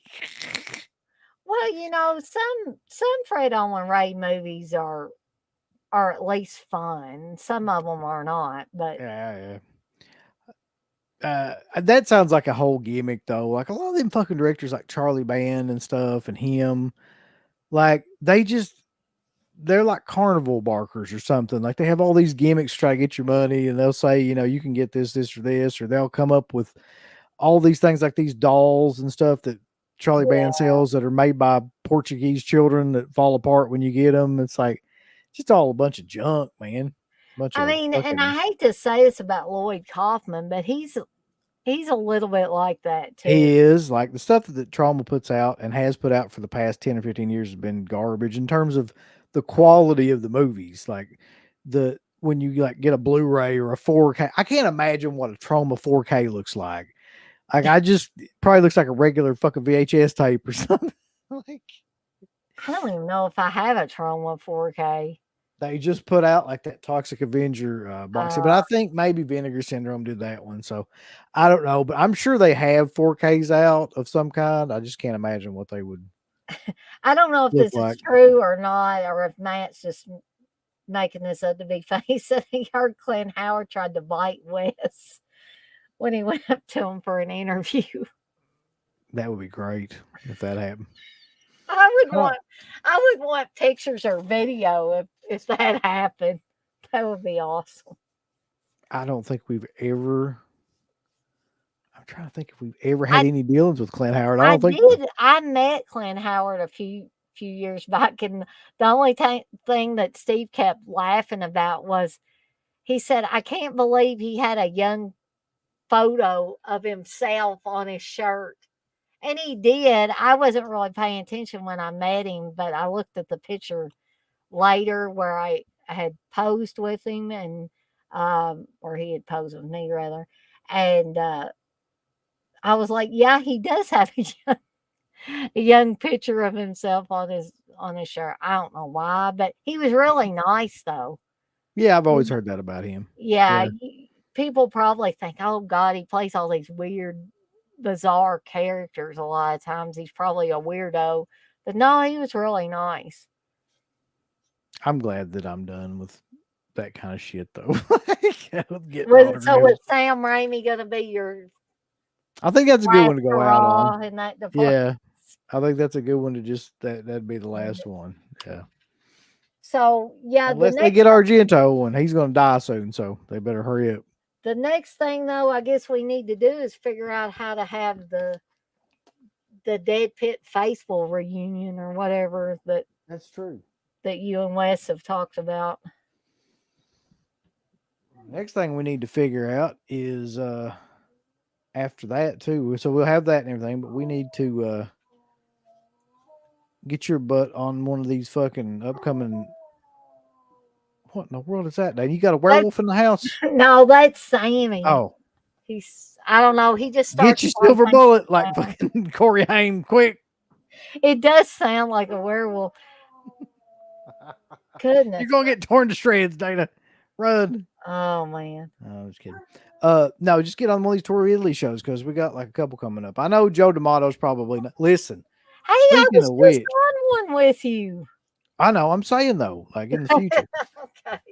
I just watched Beyond the Darkness again for the first time, probably about 15 years. Holy Lord, that is a nasty little film right Yeah. there. And I actually had Steve buy it for me on Blu-ray, so I have it back there. I've had it back Good there for Lord. years. I I don't bet know Steve what loves it. possessed I him. guarantee Steve loves that movie. You know, I honestly I don't hear him talk about that movie a lot. He's probably scared to talk about too much about how much he loves it. Matt says it's Steve naked in the room watching it. Probably. You Probably is. know, if Steve were to watch all these streams and got to the end or like somewhere in the middle or whatever, he would be totally pissed at me. It'd be so great. Like one day I know it's going to happen, David. I'm just kind of waiting on it. But this No, dog is. he's got too much other stuff. He watches I don't know if anybody's seen that guy Cyrex. They call him Cyrex. Steve watches all this shit that like all it is people fighting and arguing and carrying on. I'm That like, sounds like it. you What he know, isn't models. there enough of that in the world? Do we have to watch videos of it? He thinks it's funny. Um, I don't know. I don't know, man. Between watching I worry about him. Cyrax and Ethan and Ralph drama, like I just can't stand watching that stuff all the time or listening to it. It's just super annoying. But I'm gonna have to get off here Yeah, and let this dog out. This I dog's gotta gonna get off piss on me here here short. before Sammy starts howling again and wakes up Wait, Steve. I know what you're doing. I see what you're doing. Um, but I want to first of all, I want to thank Uncle Bill for coming on here with me. This has been awesome. And you have an open invitation anytime, Uncle Bill, to come on, as does Thank anybody you, Dana. else. But nobody seems to want to come on here. It's, Well, you know how people are. Come on, do it. Get on here with Dana. But I appreciate everybody for watching. I appreciate you, yes. Dana, as always, Well, thank for having me on here. I'm gonna and get out of here before this dog pisses, but I'll yeah, talk to you soon. so have a good night, Uncle Bye, later. Bill. All right, guys. And now that Uncle Bill has left the building, it's time for me to get off of here as well. Let's get back to Friday 13th movies before Uncle Bill goes. Well, actually, Matt, we've covered all 5 of them that I wanted to cover tonight. And actually, me and Uncle Bill went on for almost 3.5 hours. Um, a little bit less, probably, because I was talking for a while. Thank you, Texas. Thank you, Blissful. So, on that note, um, I will say that I am going to have another set of these where we'll probably be covering another bunch of Friday the 13th films. And when we get done with the Friday the 13th films, it's going to be a mix and match sort of thing. Probably until we get to the sleepaway camp movies, because there are at least 3 of those, plus Return to Sleepaway Camp, if you count that in there. But, we're going to be covering The Burning. We're going to be covering Madman. Uh, as Dirk brought up, I may even cover Bay of Blood. I mean, there are so many that could be considered, even if they're not summer camp movies, they are definitely summer type of movies where people are on vacations or whatever.